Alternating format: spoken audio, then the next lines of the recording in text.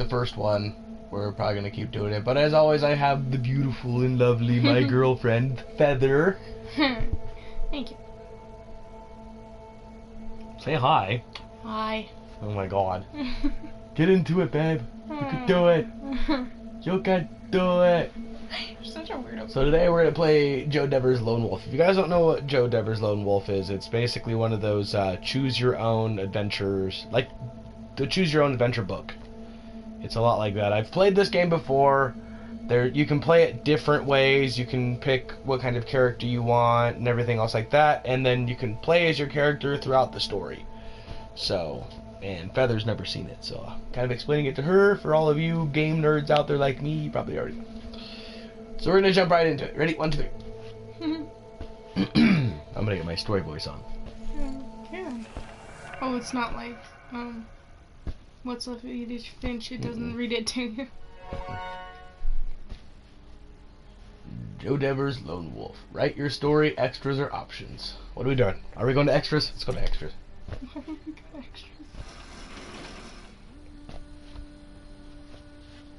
Yeah.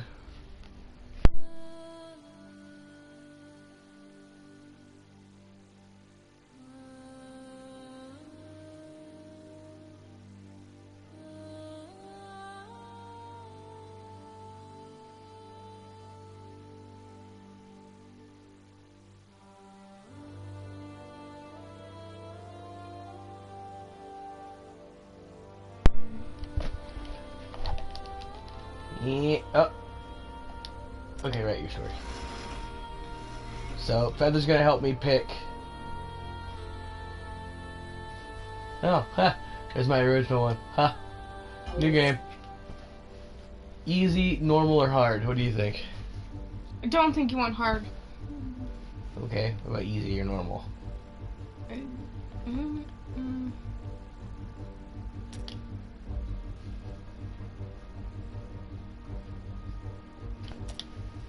Okay, we're gonna do normal because we get special items. Yeah. Okay, so here's the first process. You are Lone Wolf. Your life is not an ordinary one. You assess and counter all challenges with. Make your choice. Choose your character. Okay, so now we're gonna do multiple choice. I know. You always prefer a straightforward and decisive approach, although it is often reckless. You carefully assess the details of any situation before attempting to overcome an obstacle. You rely on your dexterity and intuition to overcome any obstacle. Which one? Well, the first one and the third one are like the two that sound like... Technically, I do all of these. Which one do you think we're going to go for a character?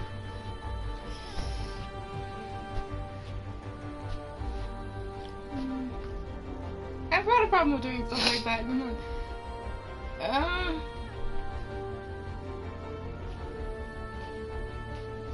I'm trying to figure that out. Like I said, the first and second one. You are okay. You are you assess and counter all challenges with intelligence. Many are the battles you have fought in defense of Summerland, wielding your swords. Generally, do not inflict high damage, but they are easy to quickly use. Maces are heavy, crushing weapons. They are slow to use, but they inflict high damage. Axes are balanced weapons regarding damage and speed. Axe. Well, he picked that one real fast. Because that one's easy. Many are the battles you have fought in defense of Summerland, wielding your axe. You are more than a gifted warrior. You possess special K disciplines that give you mastery of healing, restores your health, and improves your meditation. Survival combines the skills in Master, Tracker, Hunter, and Explorer. I'm picking that one. Okay, Mind Blast and Mind Shield. Transform your mind into a powerful psychic weapon and psionic shield. Or Mind Over Matter. Lets you manipulate objects in your immediate environment. Animal Kinship enables you to communicate with and influence most animals, and you are able to perform extraordinary martial feats due to your mastery of weapon skill. Okay, you gotta pick this one. Animals or weapons? Probably weapons. So you want to talk to animals? Okay, so here's another one you can pick. Camouflage enables you to blend into your surroundings, enhancing your stealth and secrecy. Your sixth sense enhances your natural intuition, helping you identify and counter unseen dangers. Go sixth senses. Okay. You are more than a gifted warrior. You possess special K disciplines that give you mastery of survival, mind over matter, weapon skill, and sixth sense. For Sommerlund and the Kai! You like it so far? It's definitely... So that's who you are.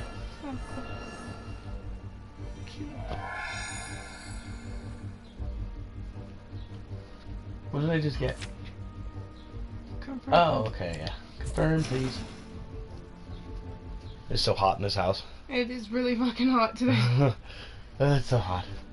Why is that so For hot? many centuries, the Kai Lords defended their kingdom of Sommerlund from the Dark Lords of Helgadad. Helgadad. Many battles were fought and won by the Kai, but finally came their demise.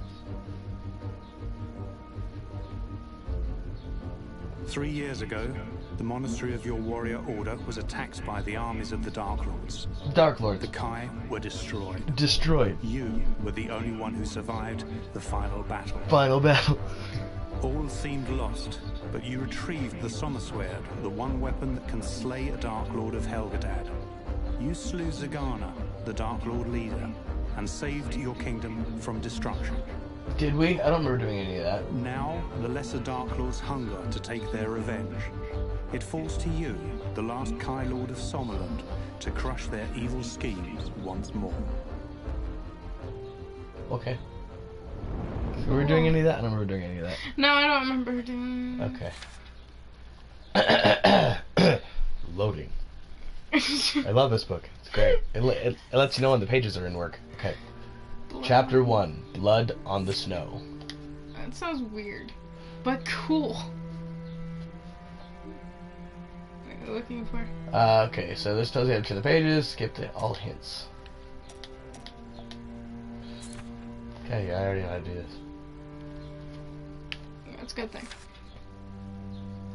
You are the Lone Wolf, the last of the Kai Lords, and sole survivor of a massacre that destroyed your elite warrior order. You would prefer not to be where you find yourself if now, in a narrow mountain pass, blanketed with crisp snow, flanked by shadowy timberlands where icy winds whistle through the branches and chill you to the bone. You would prefer not to be here, but duty has called you to the remote part of your domain.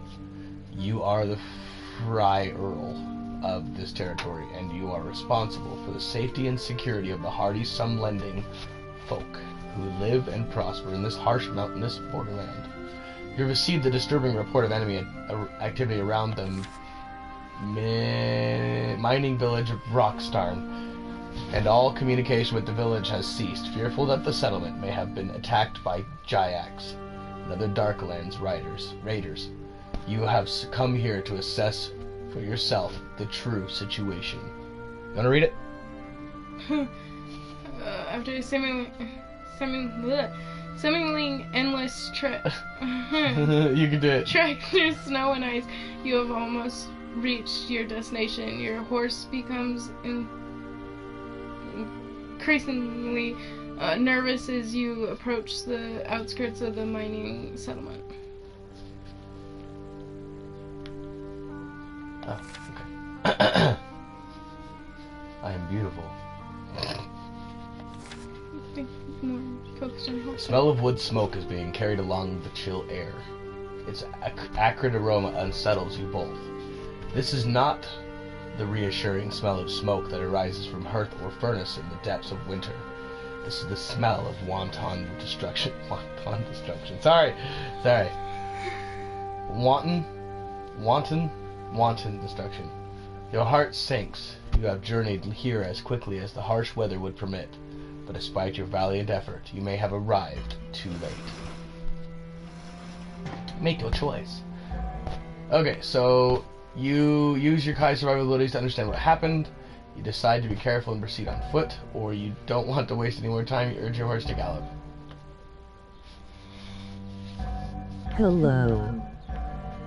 Welcome to the Storytime stream. We're playing Lone Dever. Or Lone Dever. Playing Joe Dever's Lone Wolf. You're supposed to say right. You use your Kai abilities to understand what happened. Okay, we're gonna do that one. You can detect the remnants of many footprints in the snowy ground. These prints are more than a day old, and all have since been covered by fresh snowfall. Yet your Kai senses detect that you are made by enemy scouts. Jayaks, most likely. If a Darklands war party is operating in this area, they may have placed traps along the trail ahead to ensnare the unwary. It is an old Jayak tactic, and one that you have no intention of falling foul of. The forest clings to the steep mountainside on both sides of the trail. The ground here is very difficult to traverse on foot and impossible on horseback. It comprises jagged rocks and loose shale, interspersed with treacherously deep and narrow fissures, and they are all covered by a blanket of ice and snow. It would be a very difficult route to take, but if you were to always keep the trail in sight, it would be a sure way to reach Rockstarn. Yeah, Rockstarn. Starn. Rockstarn! Darn! Okay. You want to keep going? You want me to go? You go. You dismount and pat your horse's head reassuringly. Then you retrieve your equipment and personal items from the saddlebag. The horse senses that you must leave him now and go ahead alone. He neighs, softly, yet sadly. Fear not, dear friend. You have fulfilled your duty with courage. I shall return alone to the monastery, where you will be safe. Go as fast as you are able. We shall be reunited there before too long. The horse lowers his head and affectionately he nuzzles your shoulder. Oh. Kill the horse. No! We must kill the horse. It is too cute. This is a story of war and blood, not cute horses. Come on, His unquestioning love and loyalty warms your heart. With a last pat of his forehead, you send him on his way, back along the track in the mountain road that leads to the Kai Monastery. I didn't see the road. You watch him go until he is lost among the trees. Then you steel your nerves and resolve to reach Rockstarn as quickly as you can, on foot. Fortunately, you happen upon the remains of an old border ranger track, and you are able to follow it all the way towards Rockstarn with relative ease. You tackle the difficult ascent with dexterity until you find that the way ahead is blocked by a vast wall of snow. This obstruction is the result of an avalanche that swept down the mountainside a few days earlier, carrying with it many trees and loose boulders.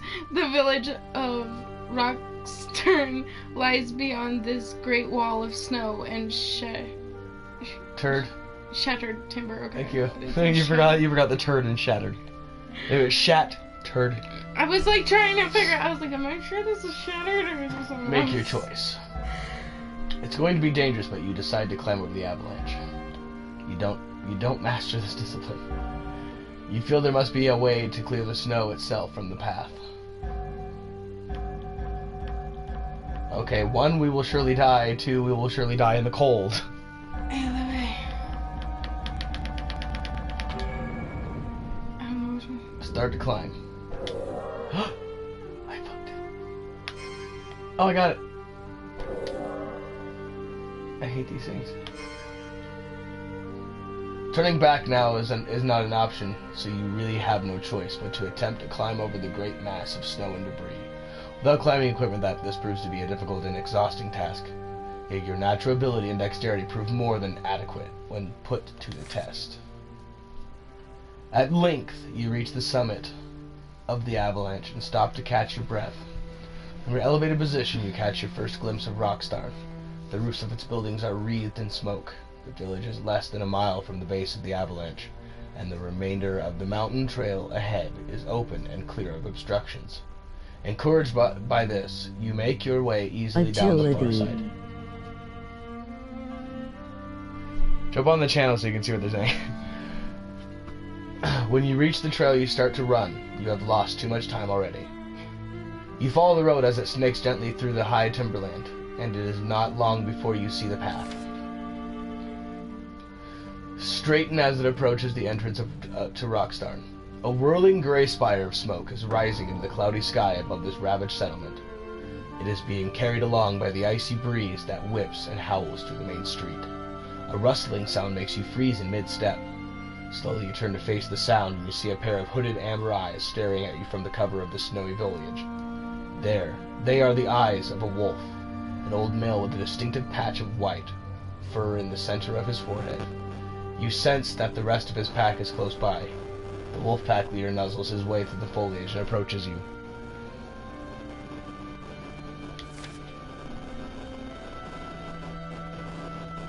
Hello, Wolfie. His thick gray body fur is highlighted with gold-colored hairs that ripple and gleam as he draws closer.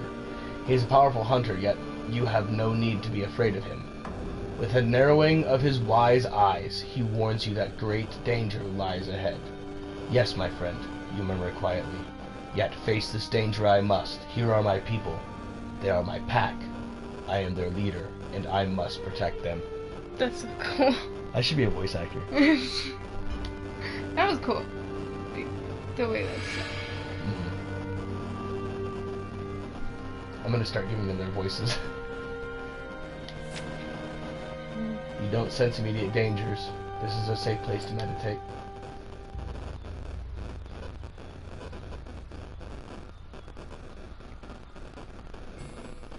You feel fully rested. Oh, I didn't know that was an option. Now you do.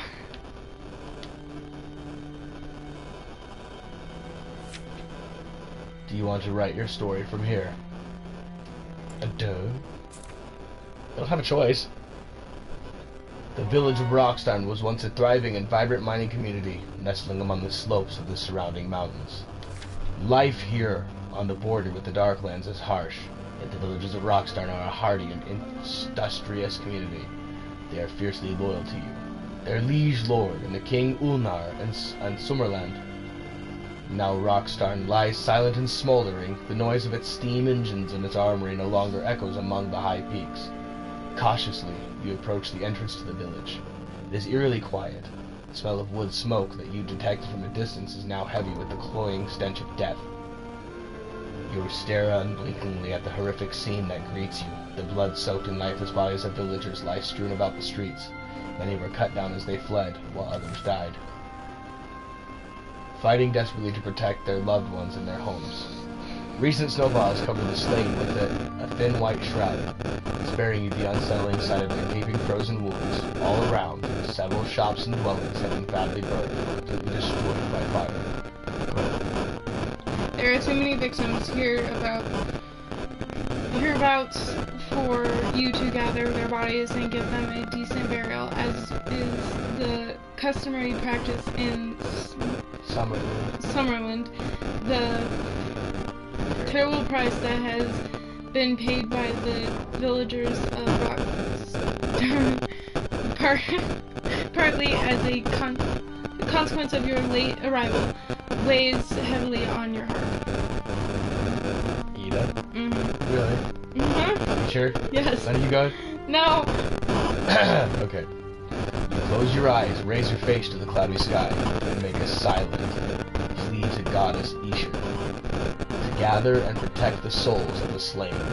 You open your eyes and advance along the main street, your nerves as taut as wound steel wires. Then you hear something. It is the sound of their feet on the fresh snow. It is followed by the rattle of loose armor, and the gurgling growl that sets your pulse racing. It is a Jyak. Oh my god. Och ek okak tag jatnek. I don't know if I said that right, but I'm gonna go with it.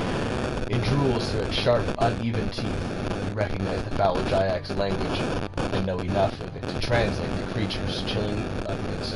I bring you a slow death. Your fears are confirmed by the presence of this hateful Jyak. Rockstarn has been attacked by a Jyak raiding party. The creature stalking towards you is only one of many now occupying the village. I'm getting chills reading this in my voice. I'm seriously getting chills reading this in my voice. This is one, like, we can literally kind of take a break and talk, too. You're not supposed to get chills. when you're reading I'm a really something. I'm a really good voice actor. Well, I know. I just mean like you're supposed to be reading it and not get chills from your own self-reading. Like someone else, yeah, but yourself. Then the giant closes in and defiantly you stand your ground. You can expect to receive no mercy from this creature. You will give none in return. High five. Oh! Alright, first battle. Woo! How creepy is this thing? Well, a giant just looks like a cop. Okay. Just like, how creepy is it? Because if it's creepy, I'm like, Look away! It looks like Paris Hilton. what the fuck? It looks like Paris. That's so mean. There we go. That's so cool looking. There's static. There's static. It might just be the headset. My headset's kind of trash in this building.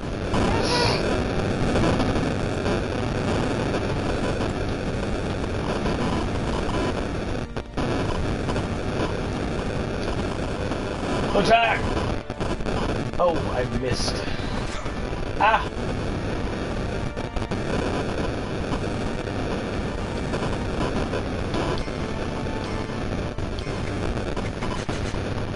Ho ho! Nice one. What's up, dude? That was awesome. My eyes are going. I look like The Witcher.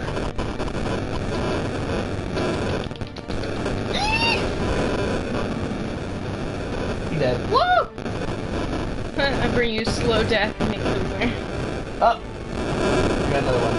Oh, fuck off.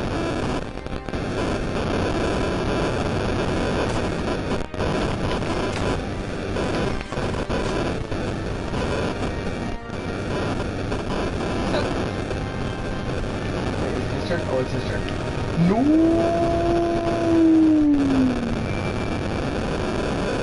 Oh, I don't even know what he did. No. He's going to swipe me. He Ow. smoke left. I am a genius.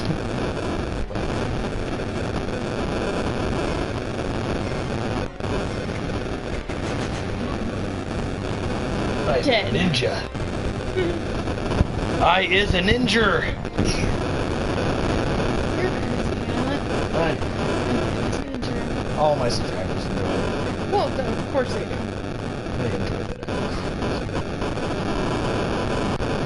Wicked good list.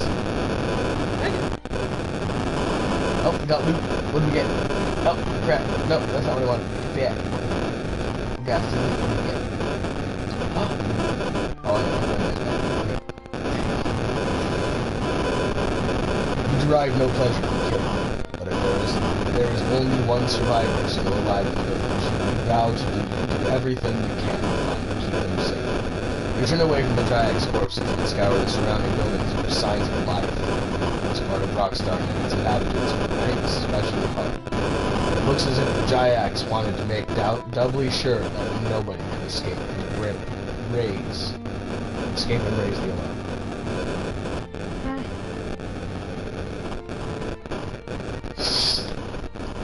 The houses and stores up. Holy crap. Static.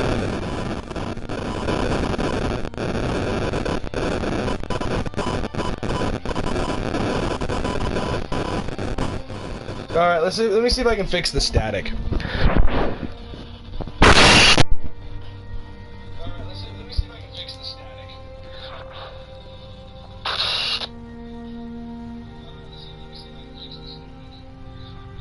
I think I fixed it.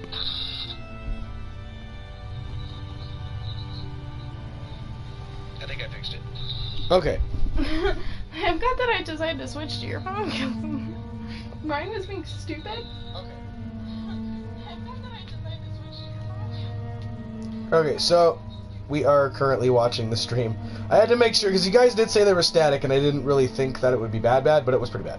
I decided to switch phones. Whoa. Alright. Returning. Okay, now we can get back to The houses and stores are badly damaged. Their once fine Yes, we facades did. blackened and charred by fire. The closest building is near the collapse. Much of the roof has fallen in, and its walls are cracked and holed. Above the smoldering door you can still see a sign and make out the inscription, Hankar's Store. The store is in such a dangerous condition that you feel it is unsafe to enter it. However, it has an attached warehouse that has survived virtually intact. You tried to enter, but the door has been barred from the inside. Alright, who wants to go back? No. Just kidding. You gotta read the next one. Gotta make a choice. Okay, what's the choice? You try to reach a large hole that you spotted in the building. In the building, you Concentrate your mind over matter powers on the door itself. You rely on your strength to bash the door down.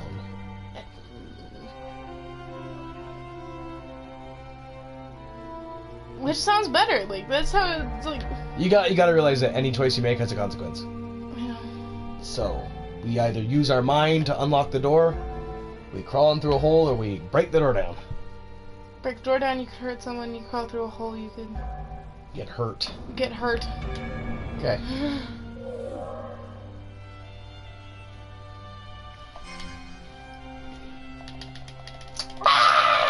That button pushing. Okay. You put your Kai powers to good use. You detect that the door is secured by a plank of wood, held in place by 2 iron brackets. These brackets have been badly weakened by the fire. You will the plank to rise up and whirl about the storeroom. You hear a loud thud, followed immediately by an angry curse. Og Zutag! The spinning plank has hit a Jyak hard on the head. Oh man, I was hoping to kill it. So technically, if we would have snuck in the hole, they wouldn't have hurt us. No. Oh, we didn't. Oh. Your turn. You sense there is more than one Jyak. Jyak in the store. Seizing the element of surprise, you throw the door open and rush into the store with your weapon raised, ready to strike. Fight to Next battle. Fight number 2. Fight number 2. Fight. It's very hot in here. I'm sweaty. Fucking. You should Oh my- probably open that window way more if you wanted to. Yeah, I'm probably gonna open it all the way. Oh, here we go. Turn on the thing. Ah. Let's take out the one that is... Oh crap, hold on, I gotta sneeze.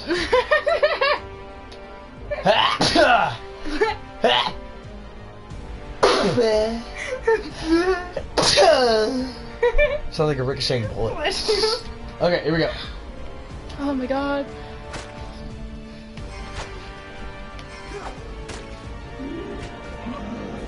That one's dead. Yay! Woo! Okay, one down, one to go.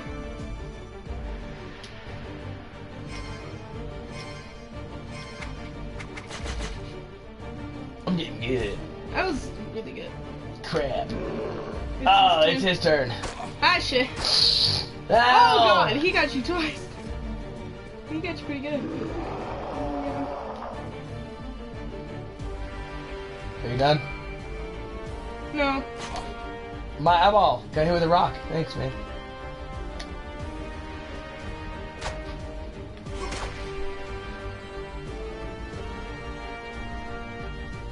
Throw some more daggers. Whoosh. Whoosh. Whoosh. Almost killed him. That's creepy. I done shonked him. That was so creepy. Just that grab him and stab. Oh, that's so cool. I shonked him. I shonked him straight in the guttural. Guttural? What's a guttural? It's a sound. Okay. It's a sound that comes from your gut. Guttural sound. Okay. Alright, what do we get? I got a pick lock. You mean a lock pick? Well, it says pick lock. Volco, Blackberry, a potion, and 12 gold crowns. This was once a thriving general store, but now it lies in ruin. Its structure badly damaged by fires that were started deliberately by the marauding Jyaks. Much of its stock has also been looted or despoiled by these unwelcome invaders. A map. Hey, Mac. A map of Rockstar and the surrounding mountainous area hangs on the soot-blackened wall I missed like 3 words already. Uh-huh. This mining village is built on a plateau of rock overlooking the sunken forest. The entrance to its famous Bronin mines is located in the southeast part. I am so sorry. My nose, after sneezing, decided to get full of nasties. Of the crater-like wall of rock that surrounds and contains the wooded depression. You suspect that Bronin may be the reason why the Jayaks have attacked Rockstar in force. Your turn? You search through the debris that covers the floor, but there is little of value to be found. You are about to stop your search and leave the store when behind the store's counter you discover something that sparks your curiosity. It is a large wooden chest and it is locked. I got a lockpick. Pick lock. You got a couple of them. Let's see if I can break them. Let's not break them, because I think you only got like 2. Something like that. Okay, here we go. Cool. I love that fade in. I do too. Oh, never mind, you got 7. Open the lock. You must find the right position for the... Okay, I know how to pick locks. Thank you.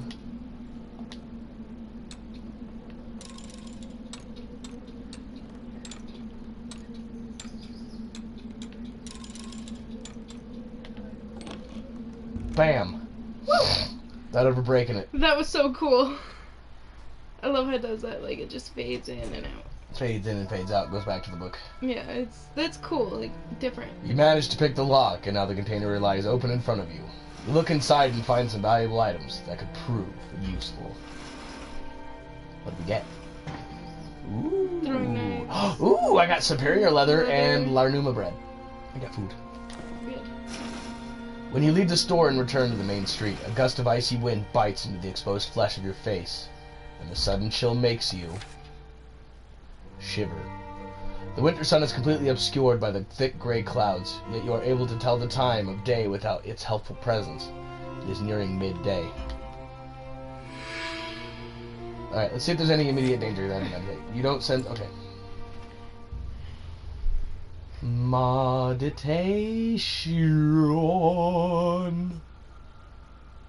Bam.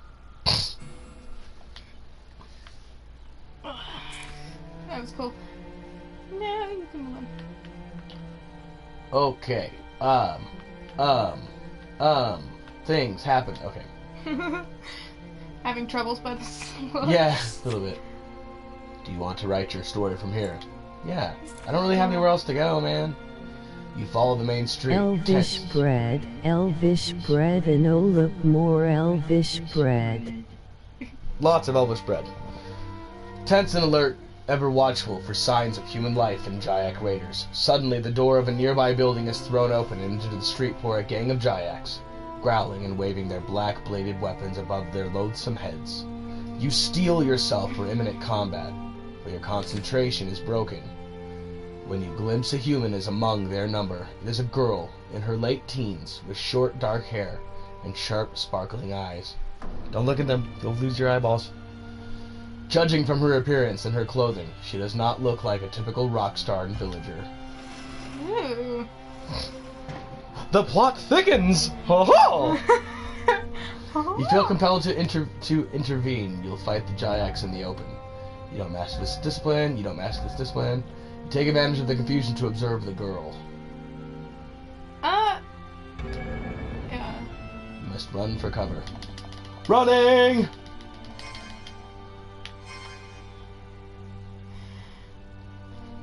You leap behind a heap of charred timber and crouch down with your breath held and your nerves as taut as wound steel wires.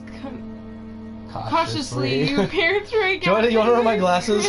Cross a fire through a gap in the crisp back. You are not.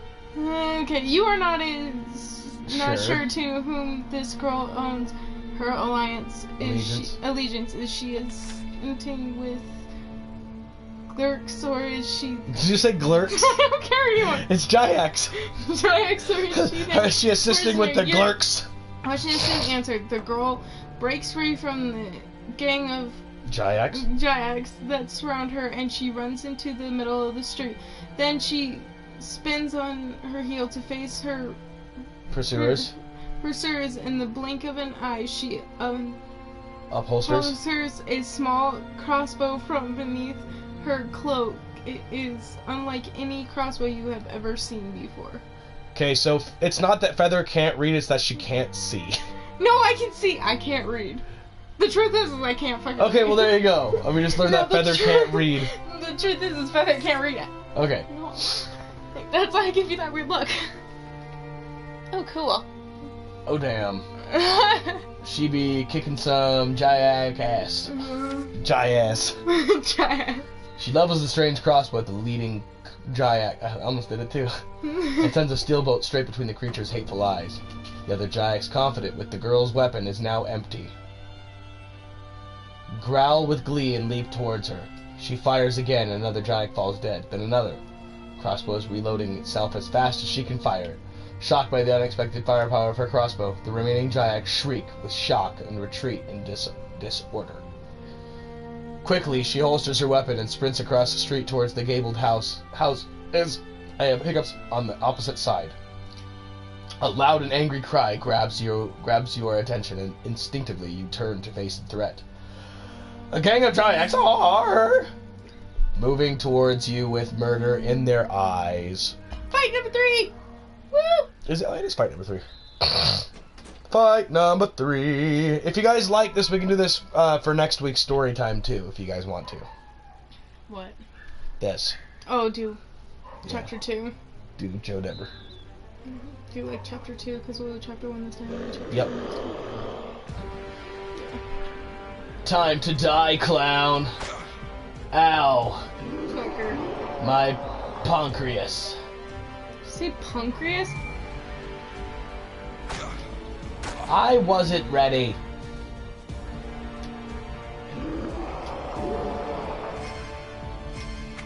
Yas. That gives us an answer.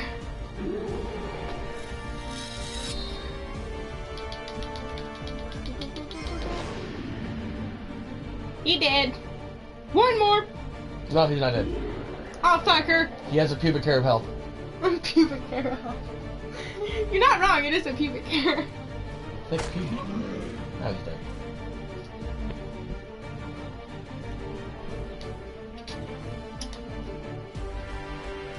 Die, you mother.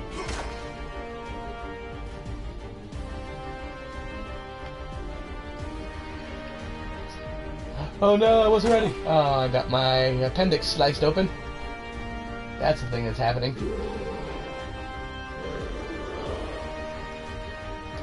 Well, now there's more.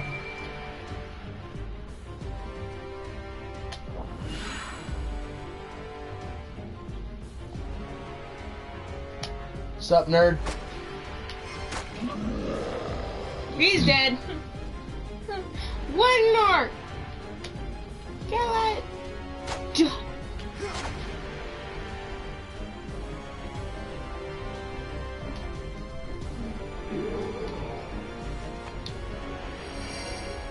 Oh, smart idea. Get some health points. Now I'm gonna get slashed. Yep. My pancreas again. I only have one of those. It's not gone yet. You better hurry. I missed it. Shit. Got it. He's dead. Oh. Oh, now that's a pubic hair of health. literal.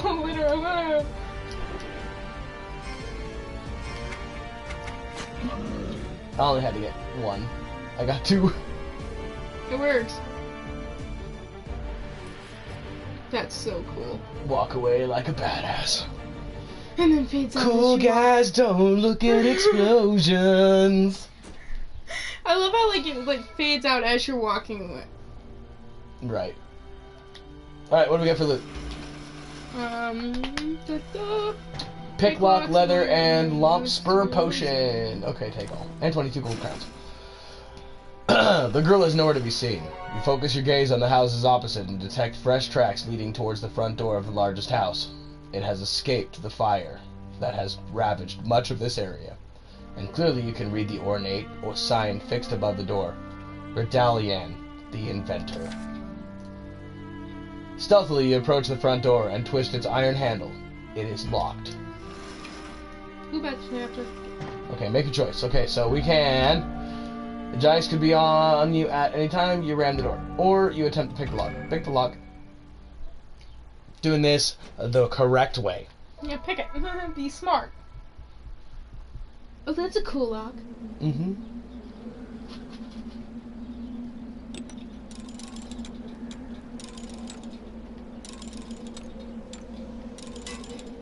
I broke one. Well, you have enough now, so you'll be able.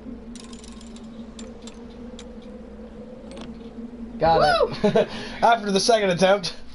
It were. It could have been worse. You could have had to like use half of them, and you only used 2.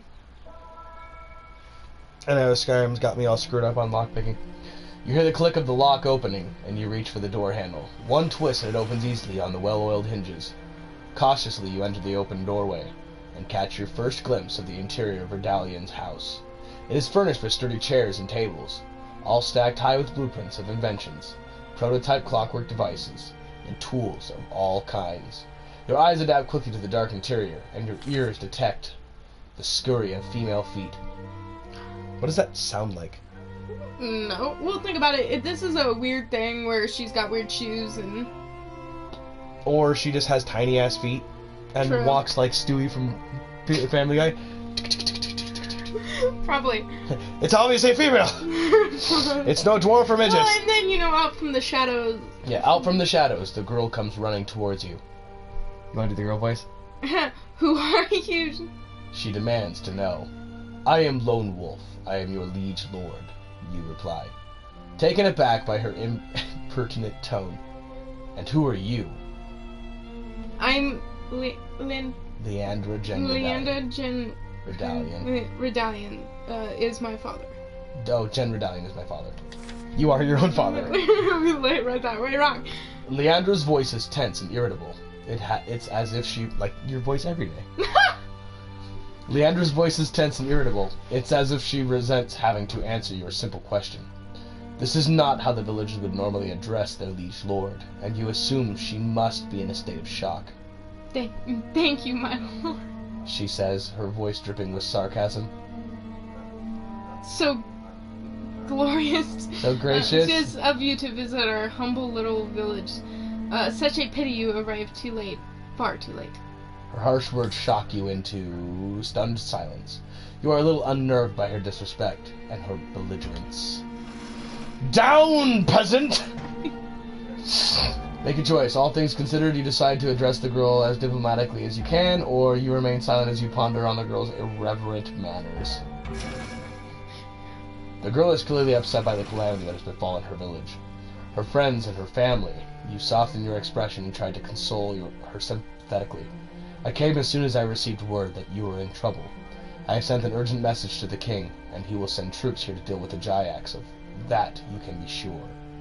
The girl nods her head, acknowledging your words of comfort. But she does not say anything in reply. You sense that she is not entirely convinced that what you say will come to pass. That what you say will come to pass. She goes to the front door and closes it before she says anything more.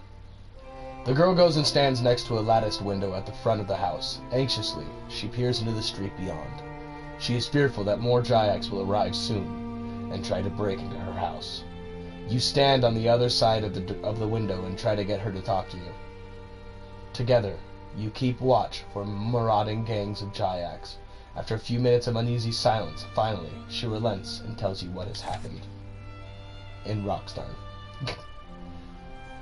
She also tells you something about herself and her famous father. A large raiding party of Jayaks supported by Drakarim attacked the village the day before yesterday. They gained entry into the village by way of the large steam-powered elevator platform. I hate when they put the little lines it screws me up on the reading. Take them out! This elevator is used to hoist wagons of Bronin ore and convey miners to the floor of the sunken forest. Roxxon was attacked during the day. From this fact you deduce that the raiders were not focused upon killing the townsfolk, since they launched their attack at a time when the village was least occupied. Many of the villagers were down in the sunken forest when the attack began, either working in the mines or gathering timber. These lucky ones have all since taken refuge in the mines, which may well be the safest place to be at present, and certainly the easiest to defend. Unfortunately, the timing of the attack caught the most vulnerable villagers unawares and undefended. You recall the macabre sight that greeted your arrival, and a shiver runs down your spine. The armies of the Dark Lords are cruel beyond reason. They delight in murder and mayhem, and know no other way. Leandra is unsure about precisely what the raiders came for, but she stayed behind to sabotage the elevator. She acted with the help of Tarlor, the village sheriff. By doing so, she would prevent the Jayaks from pursuing and killing her kinfolk before they could reach the sanctuary of the mines. She has since played cat and mouse with the Jayaks, constantly moving and hiding to avoid being captured or killed. She tells you that she removed 3 essential parts of the elevator mechanism: the compression valve, the drive chain, and the control handle. So, basically the only 3 things that are attached to this elevator. Uh-huh. So, okay. She has one of the parts in her pocket. I didn't see any pockets, but okay. It is the compression valve. Okay. The other 2 parts are in separate locations of the village. Leandra tells you that Tarlor, the sheriff, has the control handle, and that she hid the drive chain in a foundry near to the ore smelting works. Learn to raid. A large building located close to the cliff edge. Without these parts, the elevator is useless. The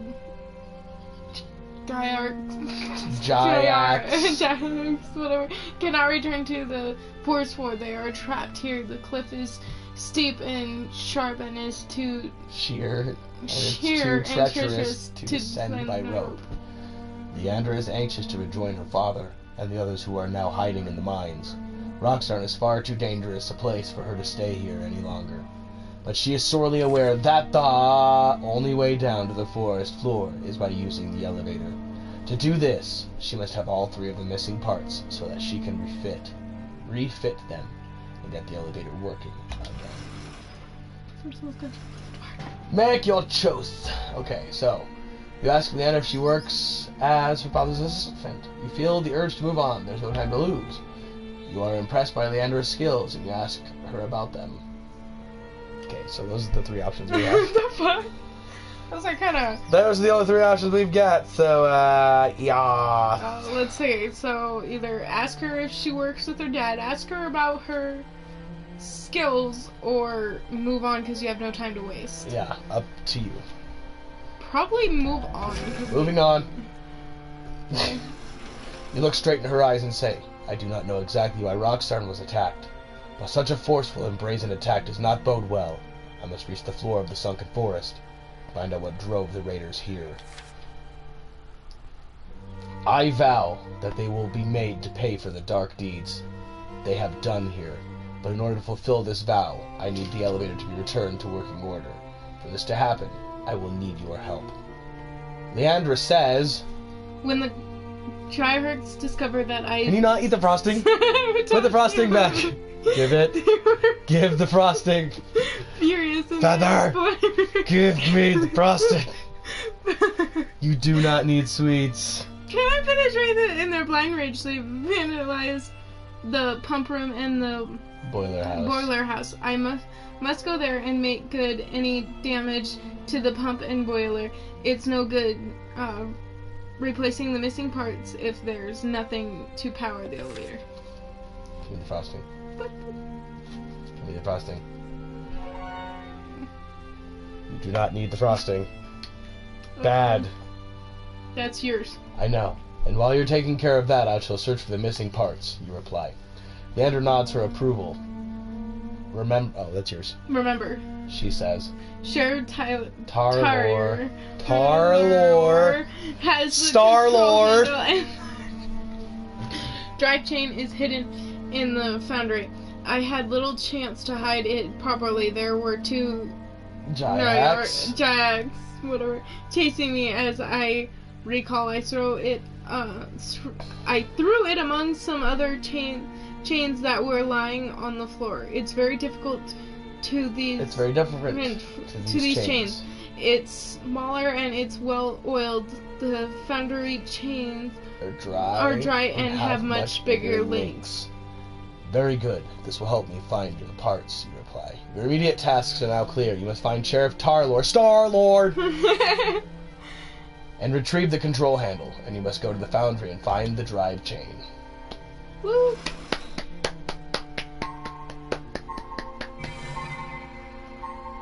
Wow. Okay. Can I get some strength and some intelligence? Oh, can I get some strength, please? That's it. That's all I'm gonna get. Yep. Oh, I gotta use the brute stuff to get my strength up. Yeah. Okay. And chapter 2. You guys want us to carry on to chapter 2 and then we'll end it at chapter 3? You want to do chapter 2? Yeah. Okay. Leandra prepares for the mission. She gathers up some food and some tools, and she puts them in her backpack. As she is fastening the flap, she says something which surprises you. When I saw you for the first time, I thought you were a grown man, but now you seem really young to me. Leandra shoulders her backpack, then she picks up a stiletto dagger and slips it inside her belt. There's an old tunnel in the cellar of this house, she says, and it runs all the way to the foundry. My father and I often used it to go there and buy the Bronnin and iron we need for our inventions. You can use it as well to reach the foundry without having to take turning page, your chance out in the open, or you can come with me and I'll show you where the sheriff's office is. The foundry on your own, or the sheriff's office with Leandra. The choice is yours.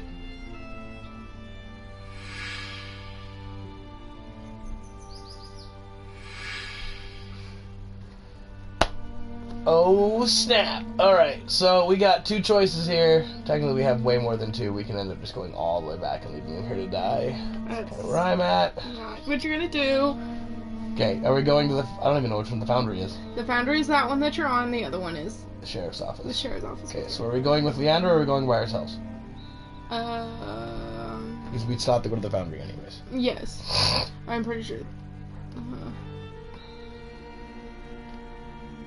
Well, if you go with her, then you know where it's at, because then you can go back and go to the foundry. Foundry won't be hard. Let's hope I picked the right one. Your crossbow is nearly empty, and when it is, all you have left are your wits and a dagger to use against the Jayaks.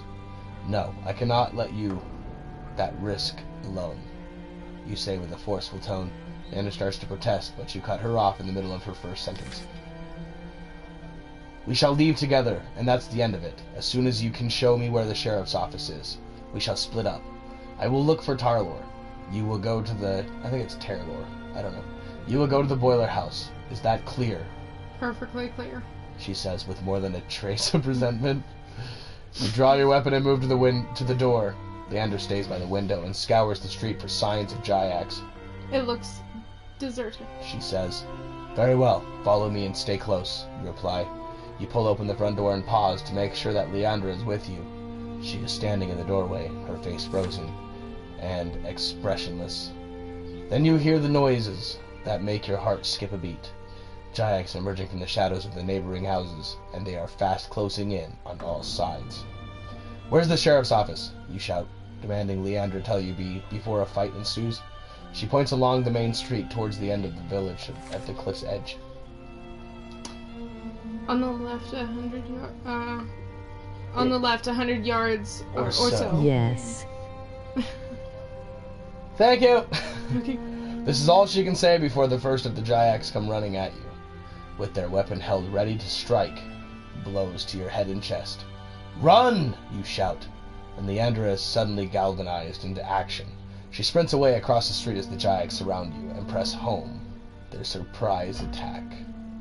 It's going to be a home run, or are we going to be doing great? You're such a weirdo. Why do you have to take frosting from me? Because you don't need the frosting. No. You're grounded from frosting, Feather. You know this. Aww. You know this. Why am I grounded from frosting? Because you eat way too many sweets. I haven't had that many sweets. You have a water bottle full of Reese's Pieces. Actually, no, I don't. It doesn't matter, you still ate them all.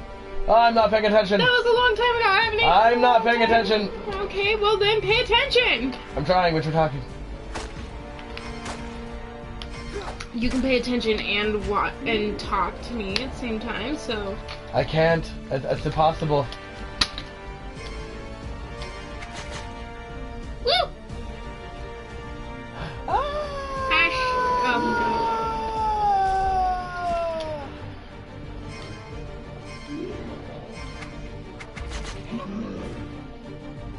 You did. I had 3 turns that thing. Oh, there's 3 of them. Oh no, my pancreas.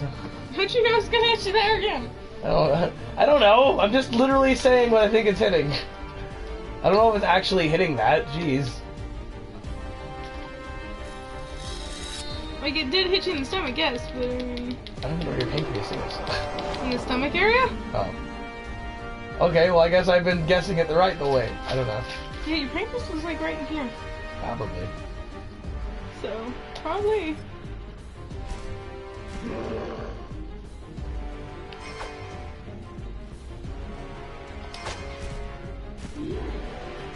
How do you like that, buddy?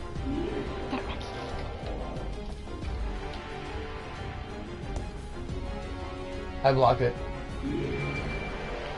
Ah!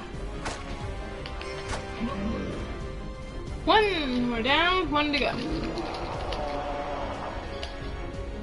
Creep.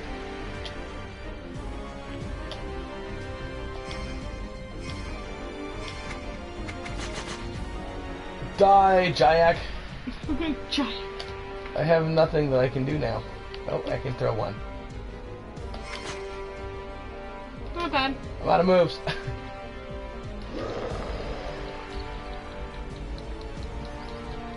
Ah, shit. Ow, ow. Block or anything. No, I can't. All my moves are empty. Oh, no, I got this one.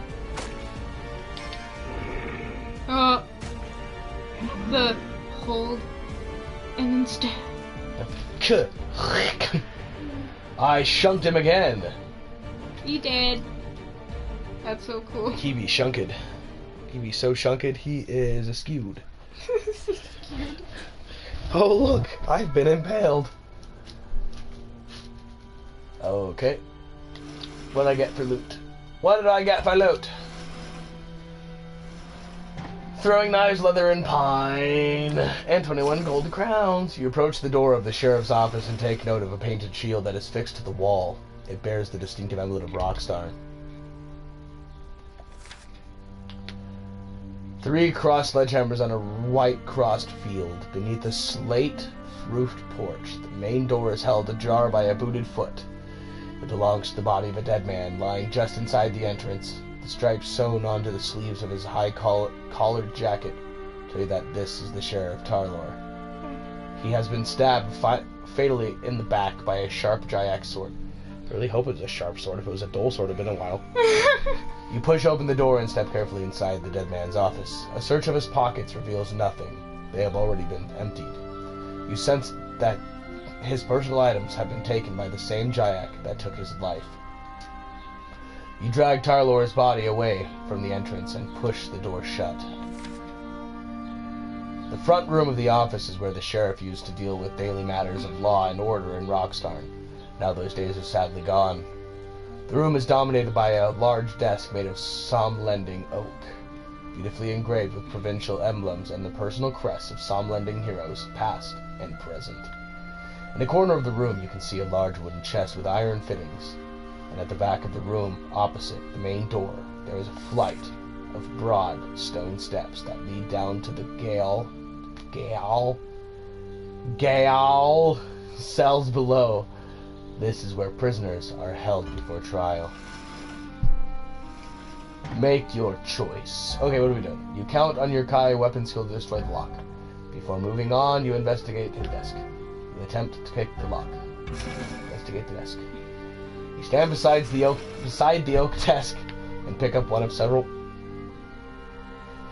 scrolls that are heaped upon the table's green leather surface. You unfurl it and begin to read the contents. It is a death warrant for a man called Merok Gilad, a thief who had been found guilty of murdering 2 of the Sheriff's Reeves, his deputies, who had chased Gilad and his accomplices to their hideout in the sunken forest. You read that Gilad pleaded innocent when accused of the crime. He claimed that the Reeves were murdered but not by him, by Jayax. At the bottom of the scroll, there is written, in Sheriff Tarlor's hand, the date of Gilad's execution. It is today's date. Make your choice. Okay. You go down the stairs to check the lower floor of the building. You attempt to pick the lock. You count on your weapon, high weapon skill to destroy the lock. Hey, you want to destroy the lock? I want to. Yes, I'm going to do so. The chest is large and sturdy. It could contain something of great value, or of great use to you. It is held shut by an iron lock. You examine it carefully and see that the inner mechanism is corroded with rust. Using the blade of your weapon, you force it between the lid and the body of the chest, and lever it downwards with all your strength. You hear the sharp, ringing sound of metal snapping. My sword broke. Oh, I got a sword!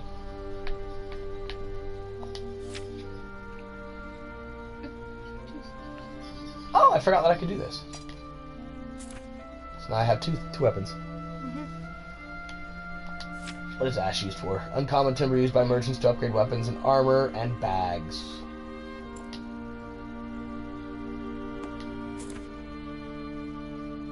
Hardened steel. What am I doing? What is that? You're taking it, so Oh. instead hit table. Okay. You descend the steps and arrive at a guard room. Rough hewn from the granite bedrock, it is lit by an oily torch that radiates dull amber night light. It is sparsely furnished with a table, 2 chairs, and a food cupboard. There are 2 cells adjoining the guard room.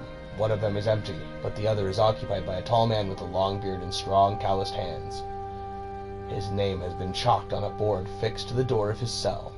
Merok Gilad. Okay, I need to check something real quick. That's the map. I need... Here.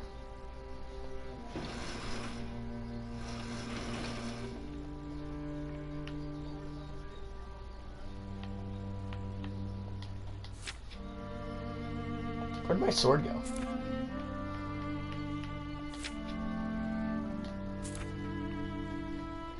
What are those? Throwing knives? Mm-hmm. Yeah, throwing knives. Alright, I'm trying to find my sword. Might have to be like in something like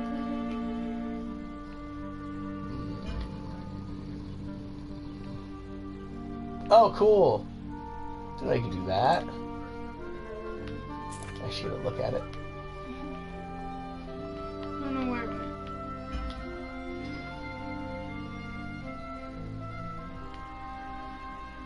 I'm pretty... kind of. I have no penis. I hate that word. Why say it? Gilad has gone without food and water since the morning of the... How do I get out of here?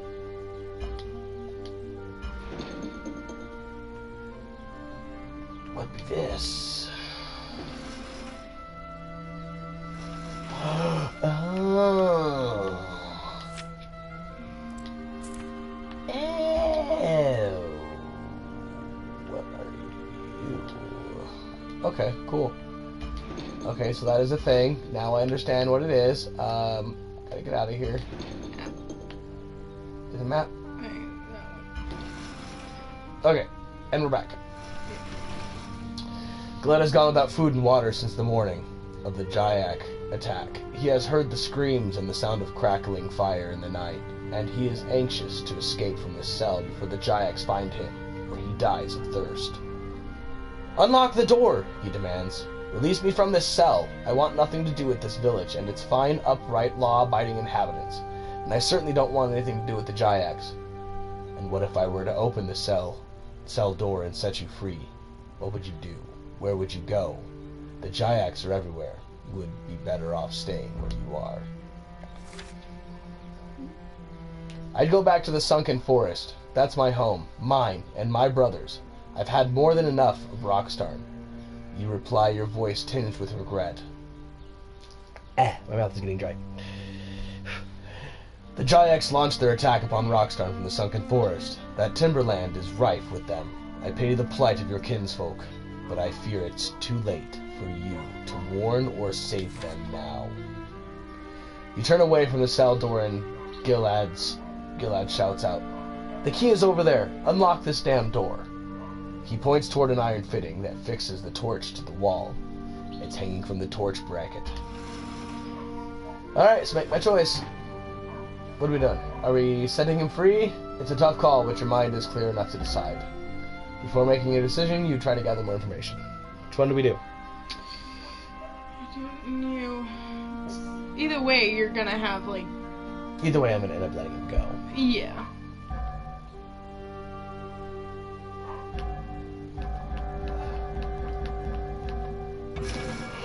Well, if we kill him, we kill him. The prisoner's shout pricks your conscience. If you leave him locked in his cell, it will be only a matter of time before the Jayaks find him where he dies of thirst. If you release him, he will at least have a chance to survive. It may be a slim chance, but it is better than no chance at all. You decide to uphold the law, as severe as it may be in this case. Leaving Marok here means the Jayaks will surely get him. You open the cell. Freedom, sir! You walk over to the torch and unhook the key from its black iron bracket. Gilad looks relieved that you have decided to set him free. You twist the key in the lock and the heavy door creaks open. Gilad rushes forward, shakes your hand in gratitude, but with such forceful enthusiasm that you have to push him away for fear he may break your wrist. He reaches into the pocket of his jacket, and for a moment you suspect he may have a concealed weapon, but quickly you sense that he harbors no ill intent. He simply wants to give you a token of his gratitude. It is a plain wooden ring carved from some lending oak. It's the mark of my brotherhood. It's not much, but it's all I have. It's hard to do different voices. Mm-hmm. You accept the ring from his calloused palm and step aside to let him leave this dingy cell. Gilad rushes through the open door and scrambles up the stone stairs. You bid him good luck as he disappears into the room above. Mark of the Brotherhood. +2 dexterity.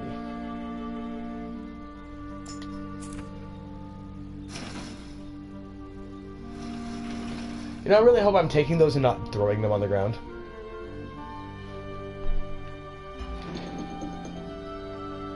Let's find out. It's on there. It's up top. Oh, hi. And break it. Just kidding. It's me +2 dexterity. Okay.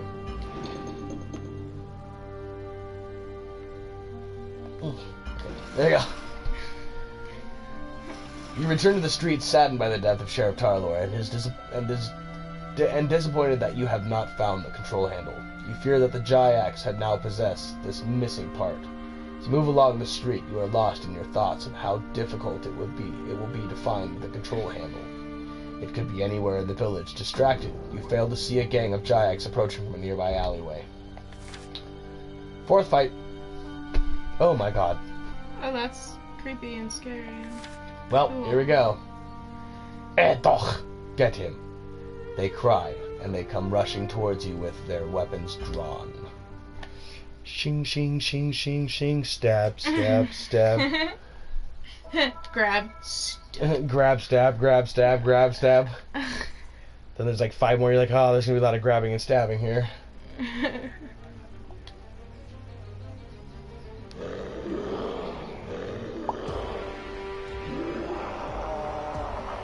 Okay.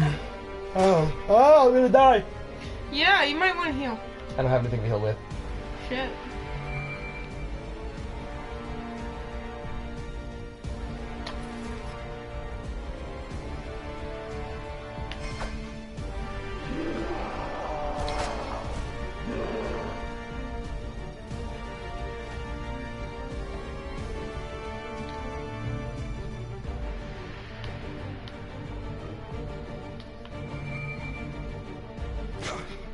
Ow, he threw a rock at me. Or poop.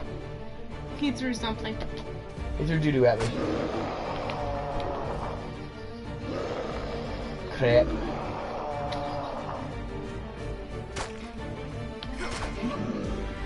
Oh, I just gave him bleeding damage too. I'm still gonna die.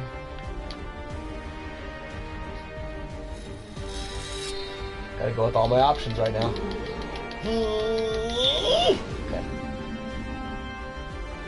That really kicked his ass. Yeah.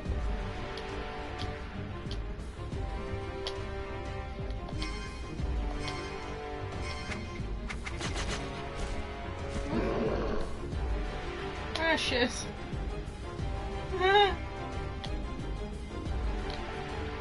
I literally have nothing else. Oh wait, I can do more. Okay.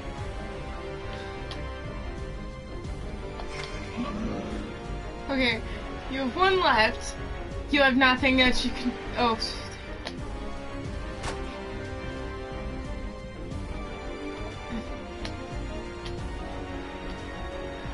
Out of options. I'm gonna die. Oh shit. Ah!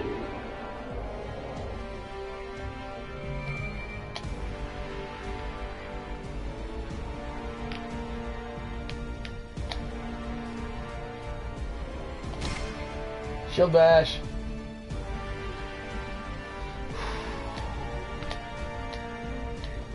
I'm gonna get away with this just in time. Yeah, let's hope you can maybe get out of this. You did. I did it. Woo! Let's hope you can maybe meditate and heal yourself up. You're probably here soon, yeah.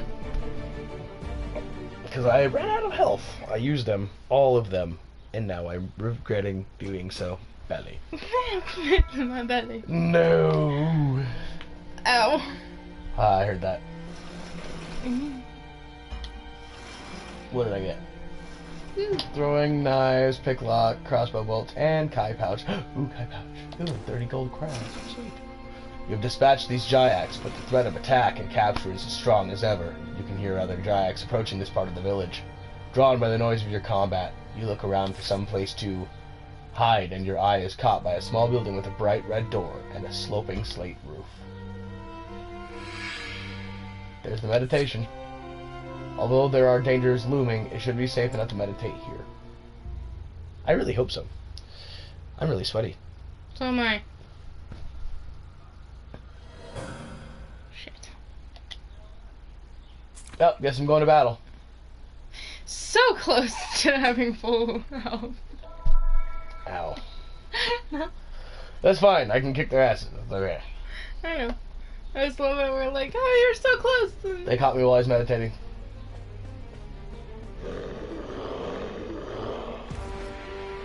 Oh, that's. Oh, I'm fighting in the meditative state. Oh, that's so cool. Let him fight, people. Thank you.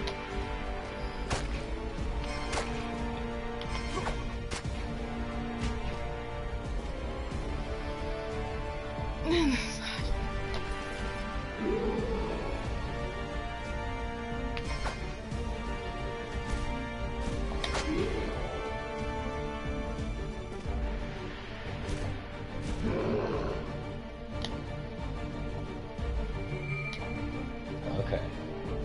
Shield bash. I pressed shield bash.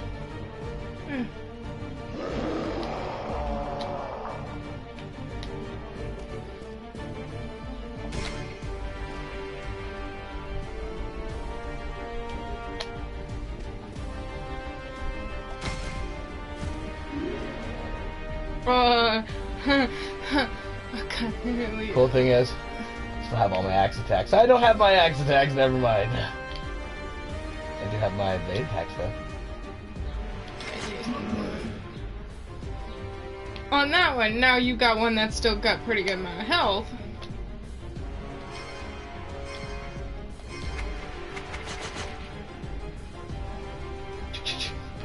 Oh god. I died! Oh, okay, I died. I was close though. Yeah. Very, very close. Your adventure ends here. It's not over yet. Bad. Had it been different, I give up. Kai, help me. Difficulty will be set to easy, enemies will be weaker, but the items you find won't be as powerful. Restart battle. For this since I believe you have full health, so that'll help. So I've got to save my shield. Yeah. And no, I don't have full health, by the way. I'm fighting in a meditative state. I kind of find it ridiculous that when I'm in a meditative state, I'm not actually gaining health. Yeah.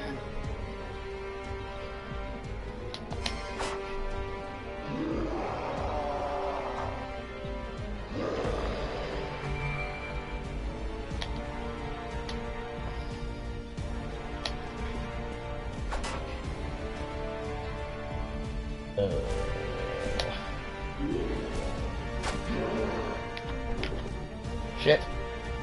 Ass.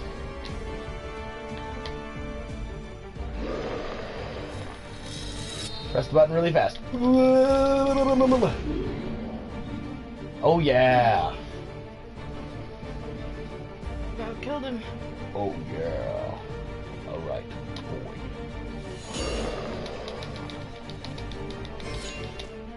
I win. He dead. One more.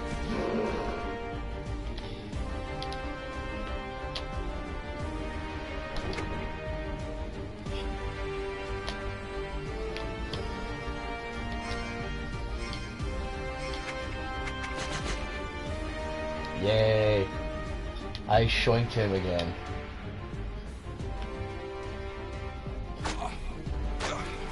Ah! Jump up, hurry! Go quickly! This is so weird. He has bleeding damage.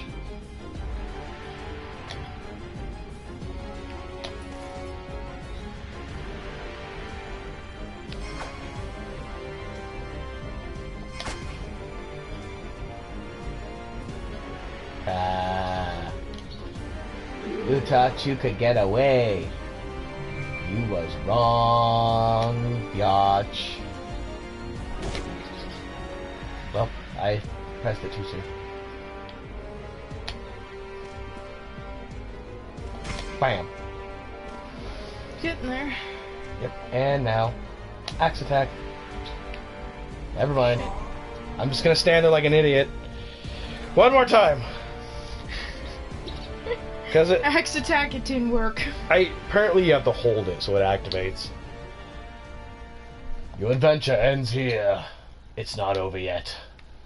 Let us revive in a meditative state again. Third time's a charm. The endless loop. Third time's a charm.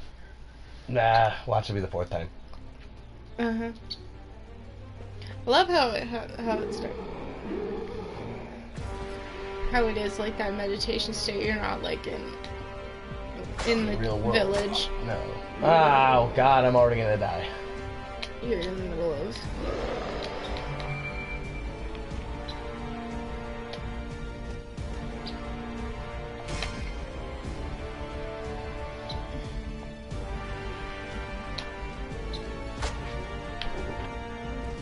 Come on!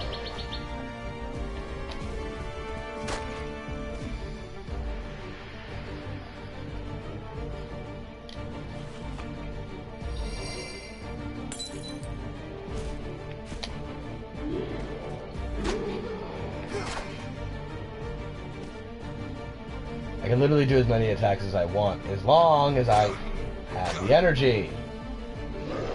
Awesome, yay. I'm gonna die. Because you literally have like a. A butt of health. Yeah. Technically, Oh, he's dead. I could have aimed at the other guy. I don't know why I did. Yep, I'm dead. Fucking hell. I hate how they get the jump on me right as I jump in. I think that's what kills you.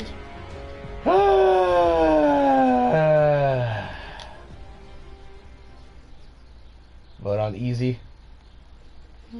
Why? Change it to easy. So I can kill them. Okay.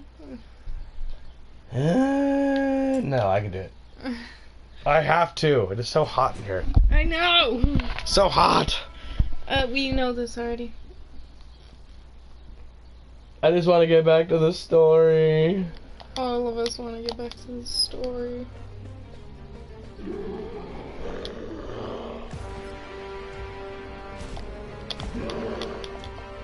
I can't do anything. It doesn't give me the option to fucking do anything. And now I have bleed damage. Awesome. I'm literally bleeding out right now. I pressed the button! Okay, I'm doing it easy. I'm done with this. I want to get back to the story. Okay. I'm getting frustrated. It just means when you get back to the story, we're not gonna. I'm not gonna what? I'm pretty sure not just this is easy. I think the whole thing is gonna be Yeah, easy. I'm changing the difficulty to easy. But I'm stuck in an endless loop. I really don't have a choice. Yeah, I know.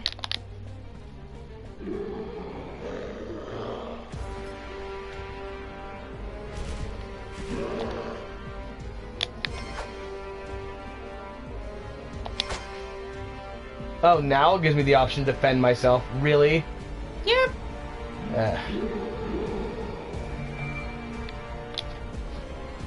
I pressed it.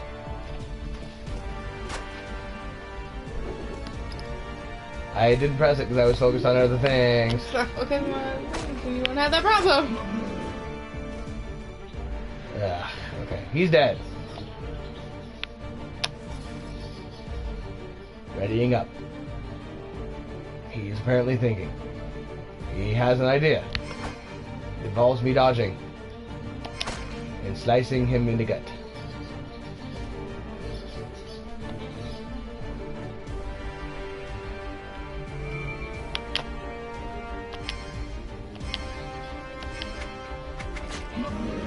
Okay, we're done. Yay, I'm gonna get back to the story. That was way easier. Kind of feel like I could have done it. It just didn't give me the option to react. That's cool, but like, you gonna finish your meditation now? Yeah, he's done.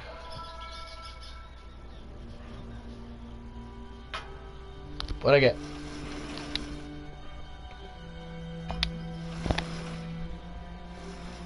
Sad.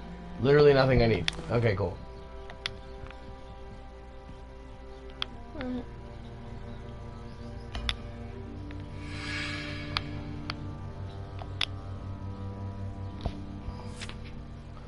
Do you want to write your story from here? Yes.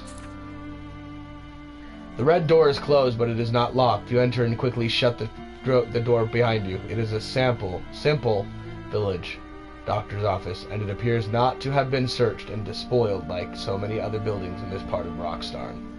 At the rear of the office, partitioned by a drawn white curtain, you find the surgery where a man is lying on a stretcher. His legs are wrapped with blood-soaked bandages, and he is barely conscious. Sweat glistens on his pale face. He sees you, and falteringly he tries to talk. You tell the man to rest. He has lost a lot of blood, and his strength is waning. But he is determined to speak. He knows they may well be the last words he may ever mutter. My name is Grove. I am a Rockstarn miner. My legs were crushed by a runaway mine wagon. They brought me here. They bandaged me, and that's when the Jayaks attacked. Dr. Paxnar left to get help. I cannot walk, and he could not carry me, so here I am. You asked the man if he knows where the doctor went. He said he was going to the Bronin warehouse. There were some people there who would help.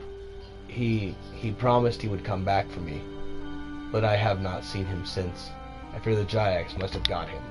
The story is getting really bleak really fast. Mm-hmm. He said he was going to the Bronin warehouse. Oh. You hide Grove from the Jayaks. Seems the most urgent thing to do. You don't match this discipline. You tried to help Grove using the medications in the surgery. Oh! Well, okay, let's try and help him. Grove's bandages are saturated with blood, and you can detect the faint and sickly smell of gangrene. Carefully you unwind the sodden bandages and cast them aside. Both calf bones have been shattered and the flesh is torn open. You clean his wounds with sterile water from the surgery store cupboard. You dress them with Lomsur, leaves and fresh bandages. Your timely and caring action may well save Grove's life. Soothed by the Lomspur, his body relaxes and he falls into a deep sleep. There's little more you can do for him now. Reluctantly, you leave Grove and return to the Red Door. You must complete your mission, and you are sorely aware that time is running out. You leave the doctor's surgery and continue along the street, but you have taken fewer than a dozen steps before you are confronted by a new threat. A solitary Jyak is approaching the main street from a passageway next to the surgery. Its hateful eyes dart everywhere, searching out something to steal or someone to kill. This sharp-eyed Jyak may have seen you leaving. It could tempt it to find out what lies beyond the Red Door. You cannot risk Grove's survival by allowing this watchful Jyak to live a minute longer. And 6th battle. No. 5th battle? Okay. Yeah, like 5th. I'm pretty sure the 5th. 5th edition! No, it is 6th battle. Yeah, 6th. Okay. I don't know. It's 6th. It's a battle. Technically, it's like the 9th battle because I kept dying in the last one.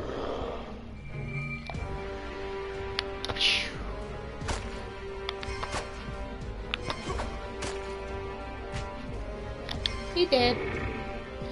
And Shoink. Dad. Oh look, you've been impaled. Oh look, I've been impaled. Oh look, I've been impaled. That was it was easy fight. I forgot I was on easy. Ooh, look, frosting. Mmm.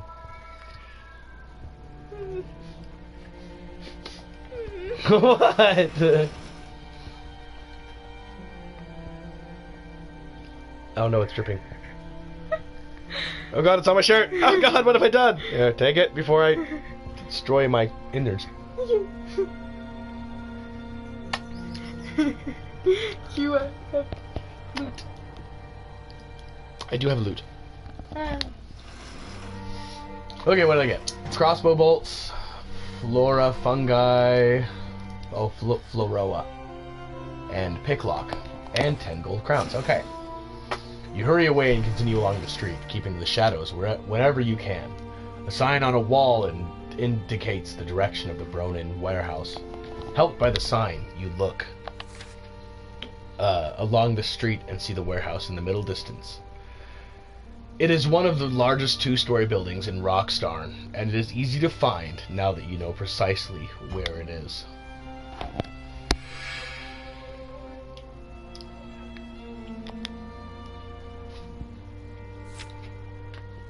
You want to write your story from here.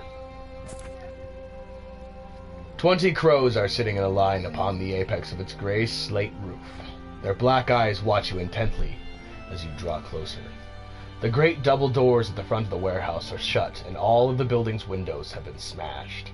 There are heaps of splintered timbers, broken crates, overturned handcarts for transporting Bronin ingots, and myriad other debris scattered around the entrance. The evidence of Jyak devastation is plain for all to see. You stop for a few moments, using the cover of a shadowy doorway to view the warehouse, and to decide the best way to try and enter this building. Make your choice. You use a mining cart as a battering ram to enter the warehouse. Don't have it, don't have it, don't have it. You push a mining cart inside the warehouse as a diversion. Screw it.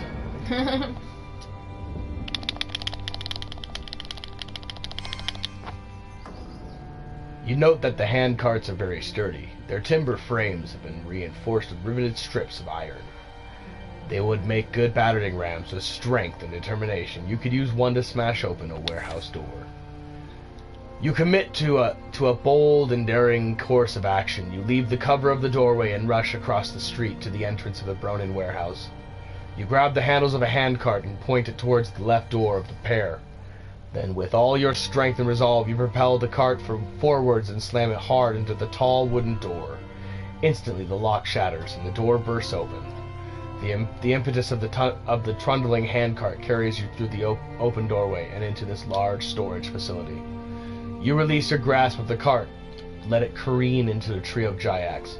It scatters them like skittles before it comes to a swerving halt. Your bold plan has worked. You have got inside the building, but this warehouse is far from being empty. Of course. Oh, no. What are you? Whatever you are, I want your armor. It's occupied by a platoon of Jayak raiders, led by the Drakharim warrior clad in black battle armor. They do not take kindly to gate crashers. Better than wedding crashing, I guess.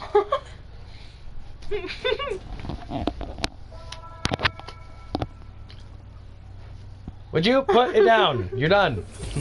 Good cheese. But it's good. I don't care if it's good. If you're hungry, go make soup. I want soup. We have tomato soup. I actually forgot that we had tomato soup. I love how you're all like, we can have ramen. We got tomato soup. Oh no, I forgot to meditate. I'm gonna call you crazy.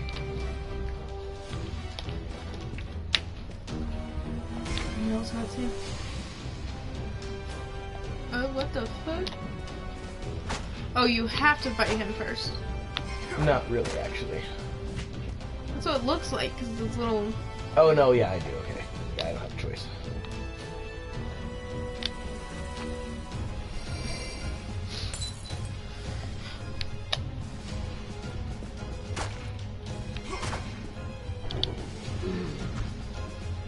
He's dead.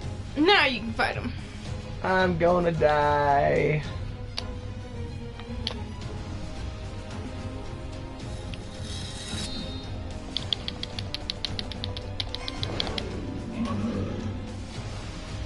Why not? He's dead.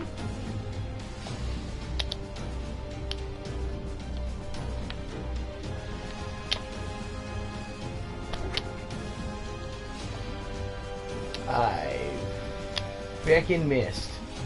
His turn. I died. One more go of it.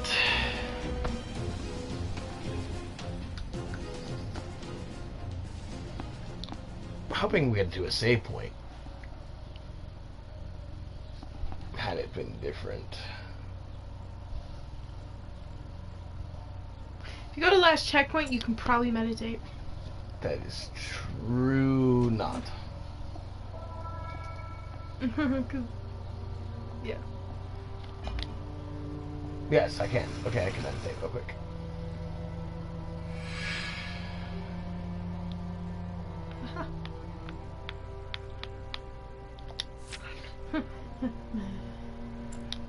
Hopefully, I can meditate before someone ends up coming around.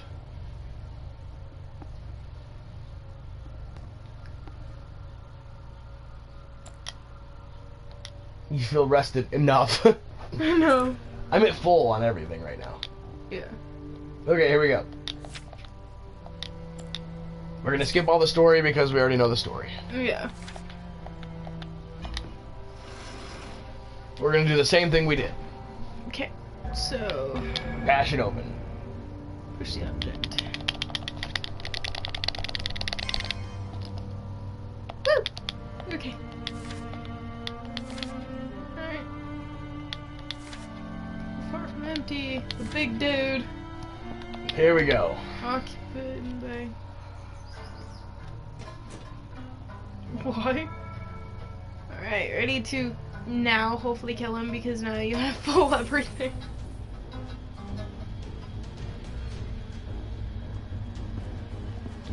And he's creepy. I like his helmet actually. He's still big. He's creepy. He like cracks his neck. That's mean, asshole. Asshole. God, asshole. To be nice, like. Oh, he's got. Leading.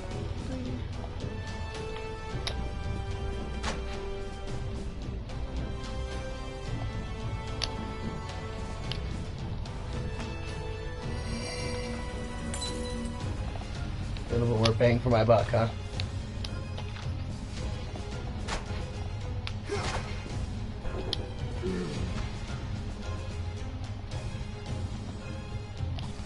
You dead. Oh crap.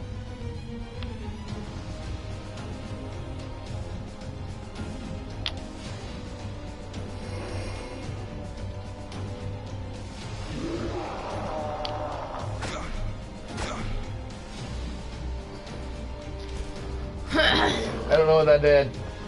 I don't know, try doing something and we'll see. That's He's what dead. it does. No, he's just dead. Oh, you heal. Oh.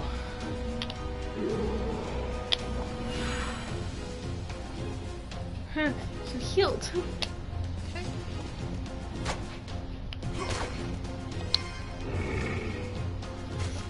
And we shoink the other one. And they're done. I did it! Yay! Congratulations, we're done. That's so cool.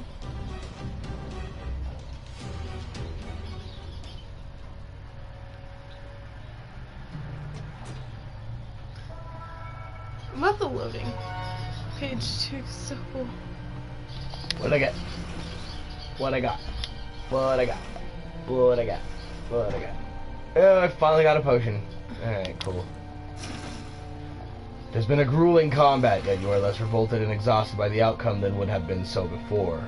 You stand astride the body of the Drakor who led the slain platoon.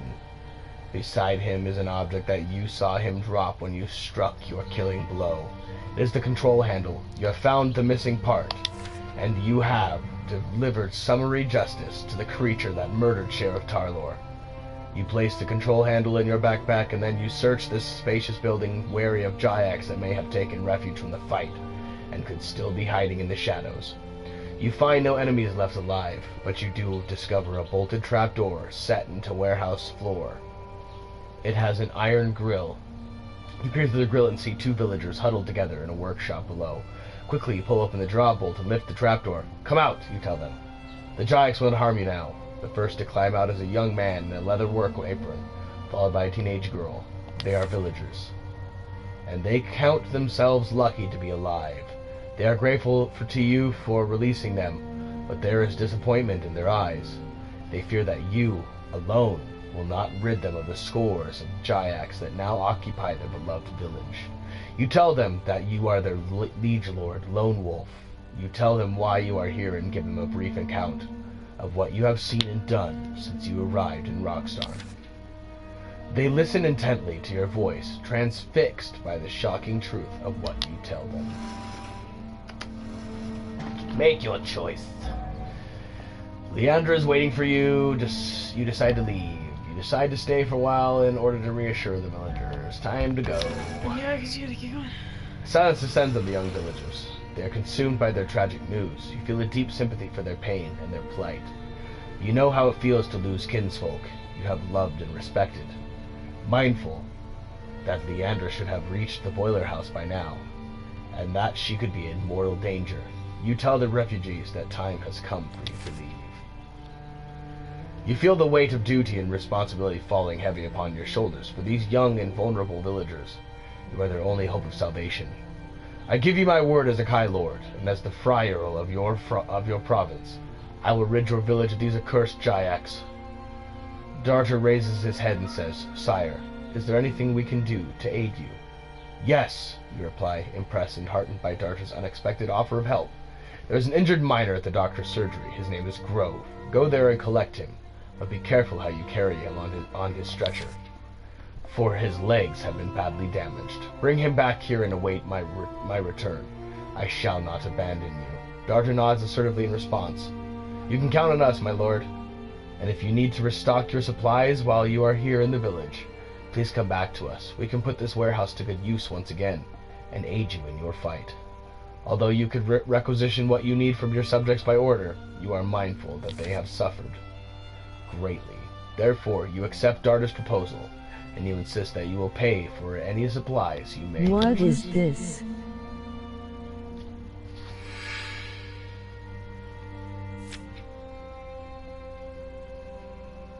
Hello, GotchaTube. We are playing Joe Devers Lone Wolf. It's our YouTube story night. We have it every week. Thank you for jumping on. We're actually about done with the video. You could probably stick around and probably catch some of the other videos on the channel if you would like to.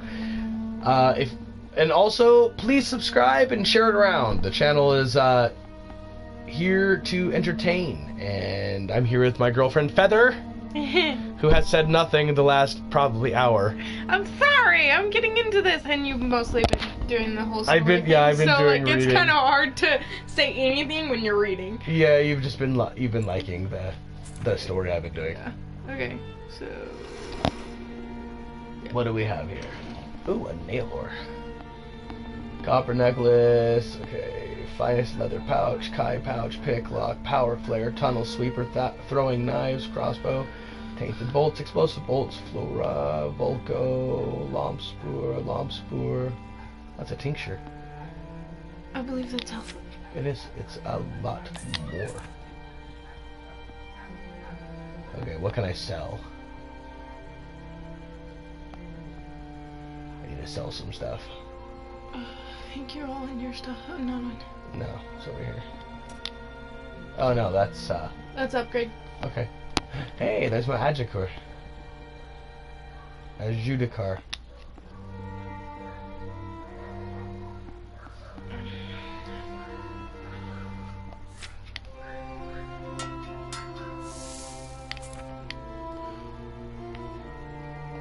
Cool.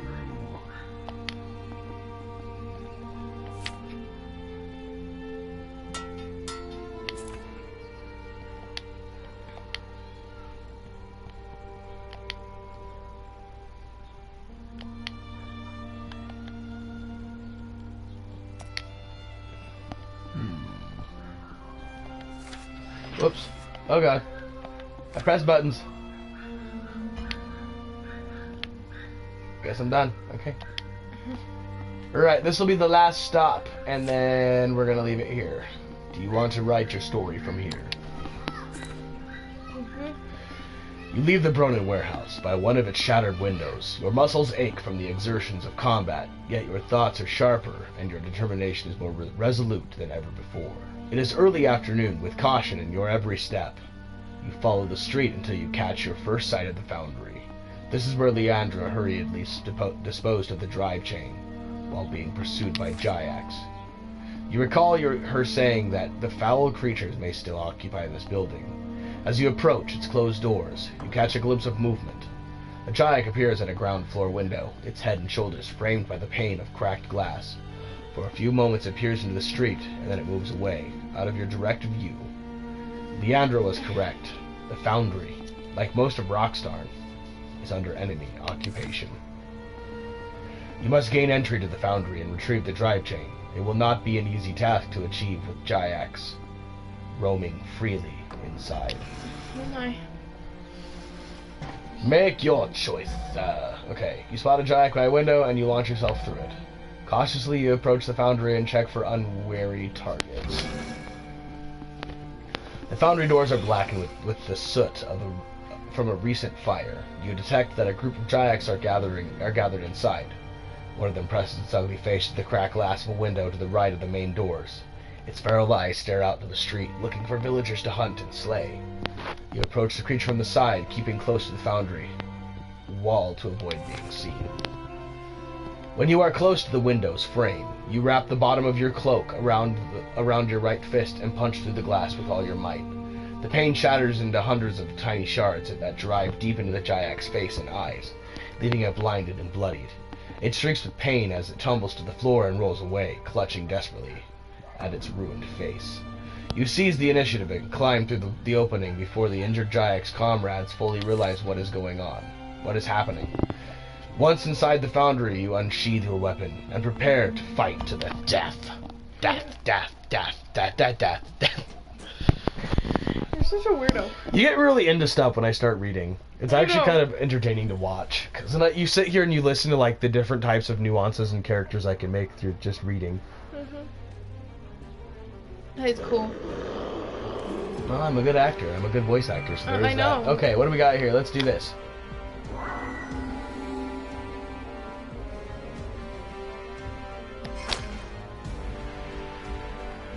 So you can dodge.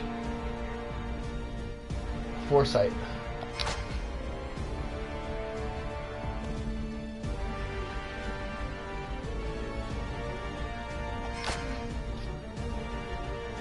Yeah, it's all foresight. Oh, shiitake mushrooms. Yeah, you haven't meditated? Oh, you gave one to me.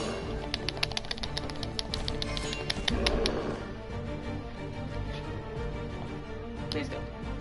I can't. Wait, I can't. I can do this.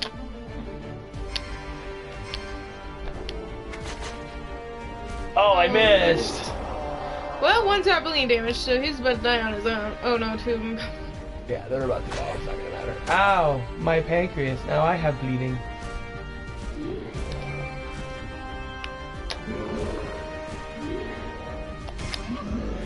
He's dead. Haha! I don't know what that sound was, but alright. That, it sounded like, crap, what is he called? He's from Looney Tunes. I can't remember his name. Oh crap, now you do too.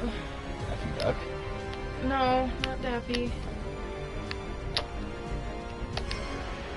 He's the one who he's got bleeding damage.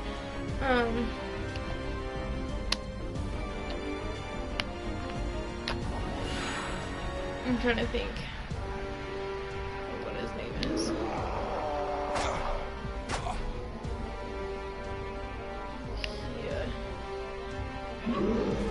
Haha! He just kinda died. He died from. He's like, alright, bye. I can't remember what his name is.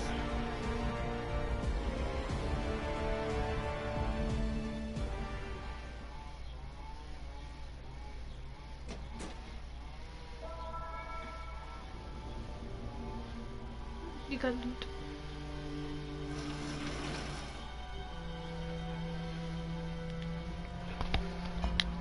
Hopefully this is to chapter 3 and then we can call it, because I'm getting hot and I need to go outside.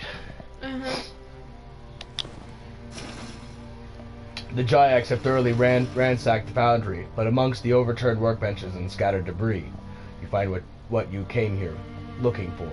Sitting atop a crumpled pile of heavy iron chains, there is one that stands out from the rest. It is smaller, well-oiled, and has been welded to form a continuous loop. With a sigh of relief, you pick up the drive chain and put it in your backpack. Unfortunately, your discovery has not gone unobserved. The foundry's large double doors swing open, and in a rush, a Drakkar and several armed snarling Jayaks. They were drawn here by the noise of your previous combat, and the Drakkar has been watching you through cracks in the foundry wall. It is an imposing armored warrior, human in aspect, but decidedly inhuman in behavior. Now is the moment he has decided to launch his surprise attack. Yeah. Dun dun dun! Dun dun dun. Dun dun dun dun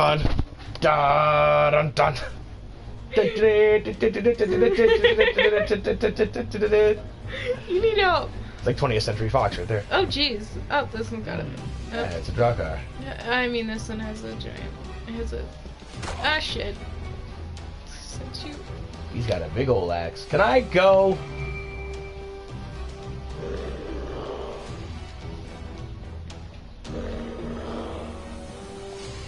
Of course not.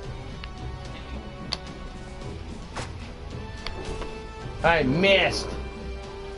You're not supposed to miss! Dude, I won.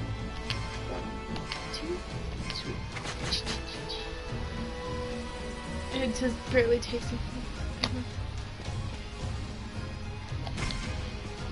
Ooh, bleeding damage! Not quite enough, though. Now he's got bleeding damage. Pretty heavily bleeding damage.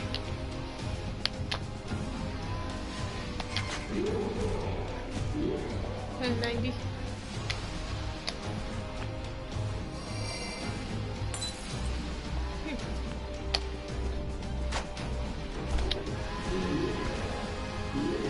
He dead. He very dead. Yeah. He's so... Oh, I'm gonna die. This is the end, my friends. Oh shit. Literally Ollie.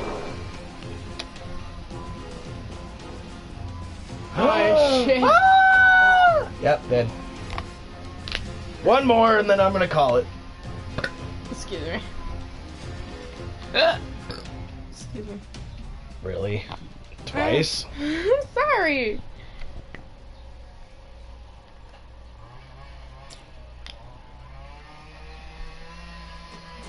Why can I not use my Lompas to do my health? I don't know. Have you equipped it onto your belt type thing? I shouldn't have to, honestly. It should just be there. I don't know, but you might have to.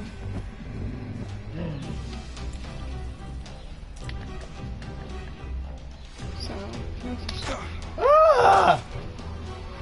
I started with less health this time.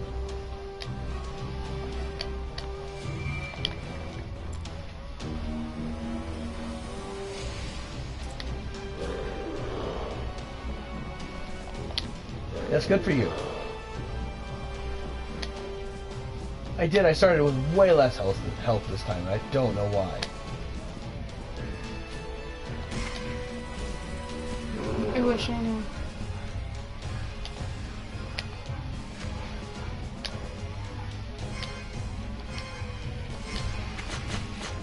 Oh, jeez.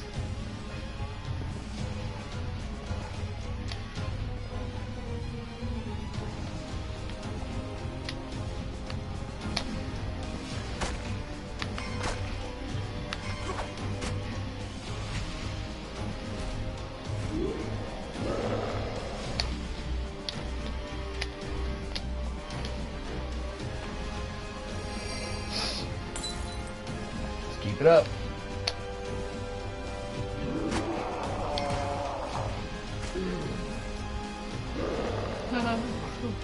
I forget what that does. Does it give me health? No.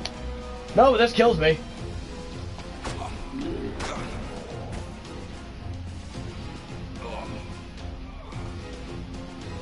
I started off with way less health. That's not fair. You might have to go last checkpoint. Okay, last checkpoint, everybody, and then we're gonna go there. Okay. See if I can meditate. See if it'll give me the option to meditate. Either meditate or make it so you can at least go onto your belt real quick and...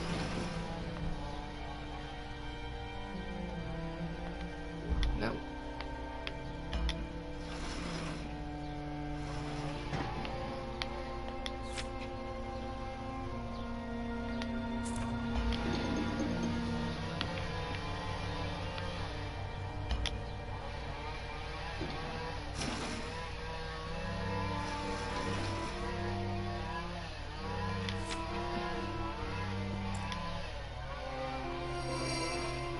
I could have just did that, really.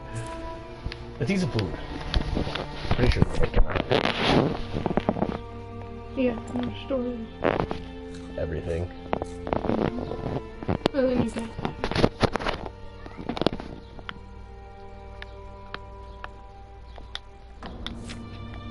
Ah, that's what I wanted.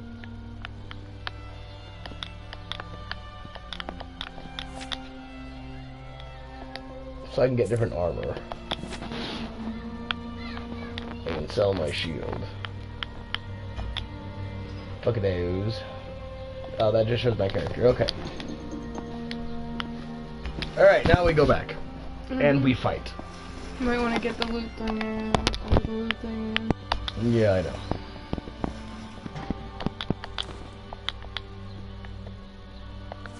No, it's the second.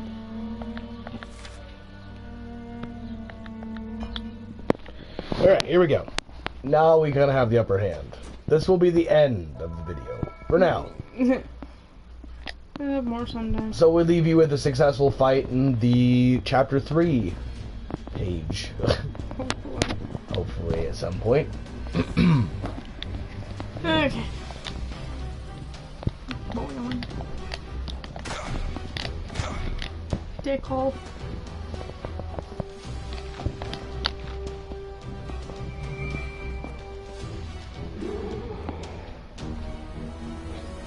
assholes. Mhm.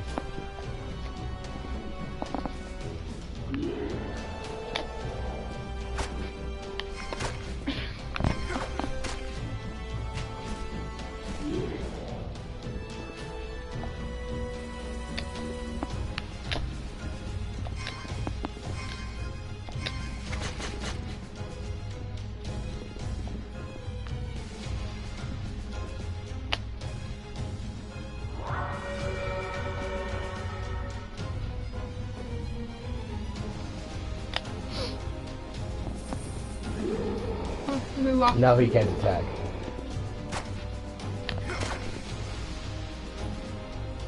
He's got 10 left.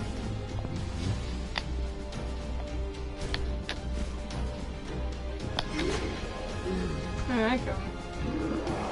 Forgot that I could do that. You can make it to where they can't attack. Well, at least now you remember, so now you know. Little asshole. Little asshole. I can hate them.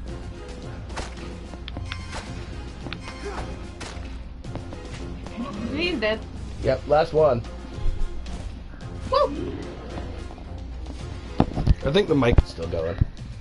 That'd be really sad if it wasn't. Yeah. Pretty sure that'd be fucking pissed off. Well, that'd be like that moment of seriously. I've been talking for no reason. It happens. I have bleed damage. Oh no, I'm bleeding out. Yes.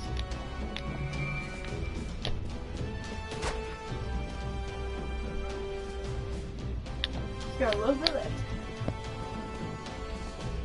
Ah, fucker. He didn't get me though that time. Oh, he did. That's good. Okay, we got him. Let's hope it's end. We got him, boys and ghouls. Ghouls? Yes, ghouls. Booze and ghouls.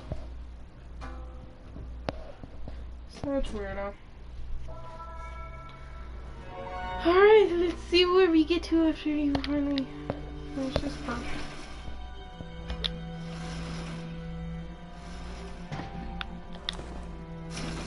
You leave the Foundry feeling exhausted by the strain of combat, and yet exhilarated by having found the drive chain. Of course. Okay.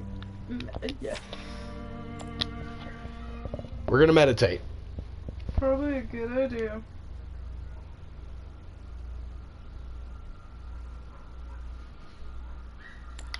Bam.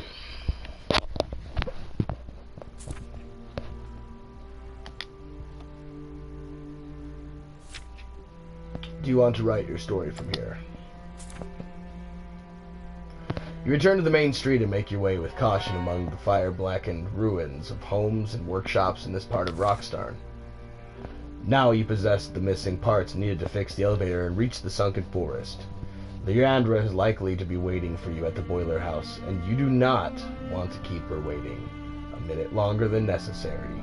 You quicken your pace and head towards the end of the village, to where the buildings come to an abrupt halt at the edge of the cliff. Oh, I called it! Haha! Nice.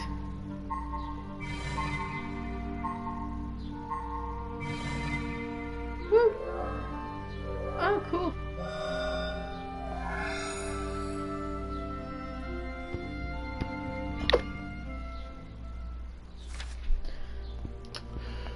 Alright guys, that's it for the Storytime live stream this week. We will do another one next week, and you guys voted on this one again, so we'll carry on from Chapter 3. So thank you guys so much for watching. You guys have been a big help. There's going to be a little bit of extra things happening. I have a few videos in mind. I just have to get people in on them and to do them with me. So I will let you guys know when all that stuff happens. I'll drop a hint in one of the next YouTube videos I do. But again, thank you guys so much for watching. If you guys are new, subscribe, press the like button, and don't forget to hit that notification bell, because you guys can get notified when I upload. For those that are new, I usually upload Monday, Tuesday, And then Thursdays, Throwback. Monday, Tuesday, Thursdays. And Thursdays supposed to be Throwback Thursday. Thursdays are Throwback Thursdays, where I play older games on the PlayStation and on an emulator. I will be getting back on the schedule. I know a lot of you guys have been kind of mad about me not being on the schedule, but I have been busy. So I do have a reason for why I haven't been doing it. I have been busy, so I apologize. I will get back on that as soon as I can. And thank you, Feather, for jumping on with me. Always. Yay. We love you guys. You guys are great. We'll see you guys in the next video. Go check out my other videos, things you missed, things you need to get caught up on. Thank you guys so much. Peace. Peace, love, and did you say peace? Did you just literally peace out? I have never heard you peace out. That is ridiculously dumb. Peace. Oh, God. Bye, guys.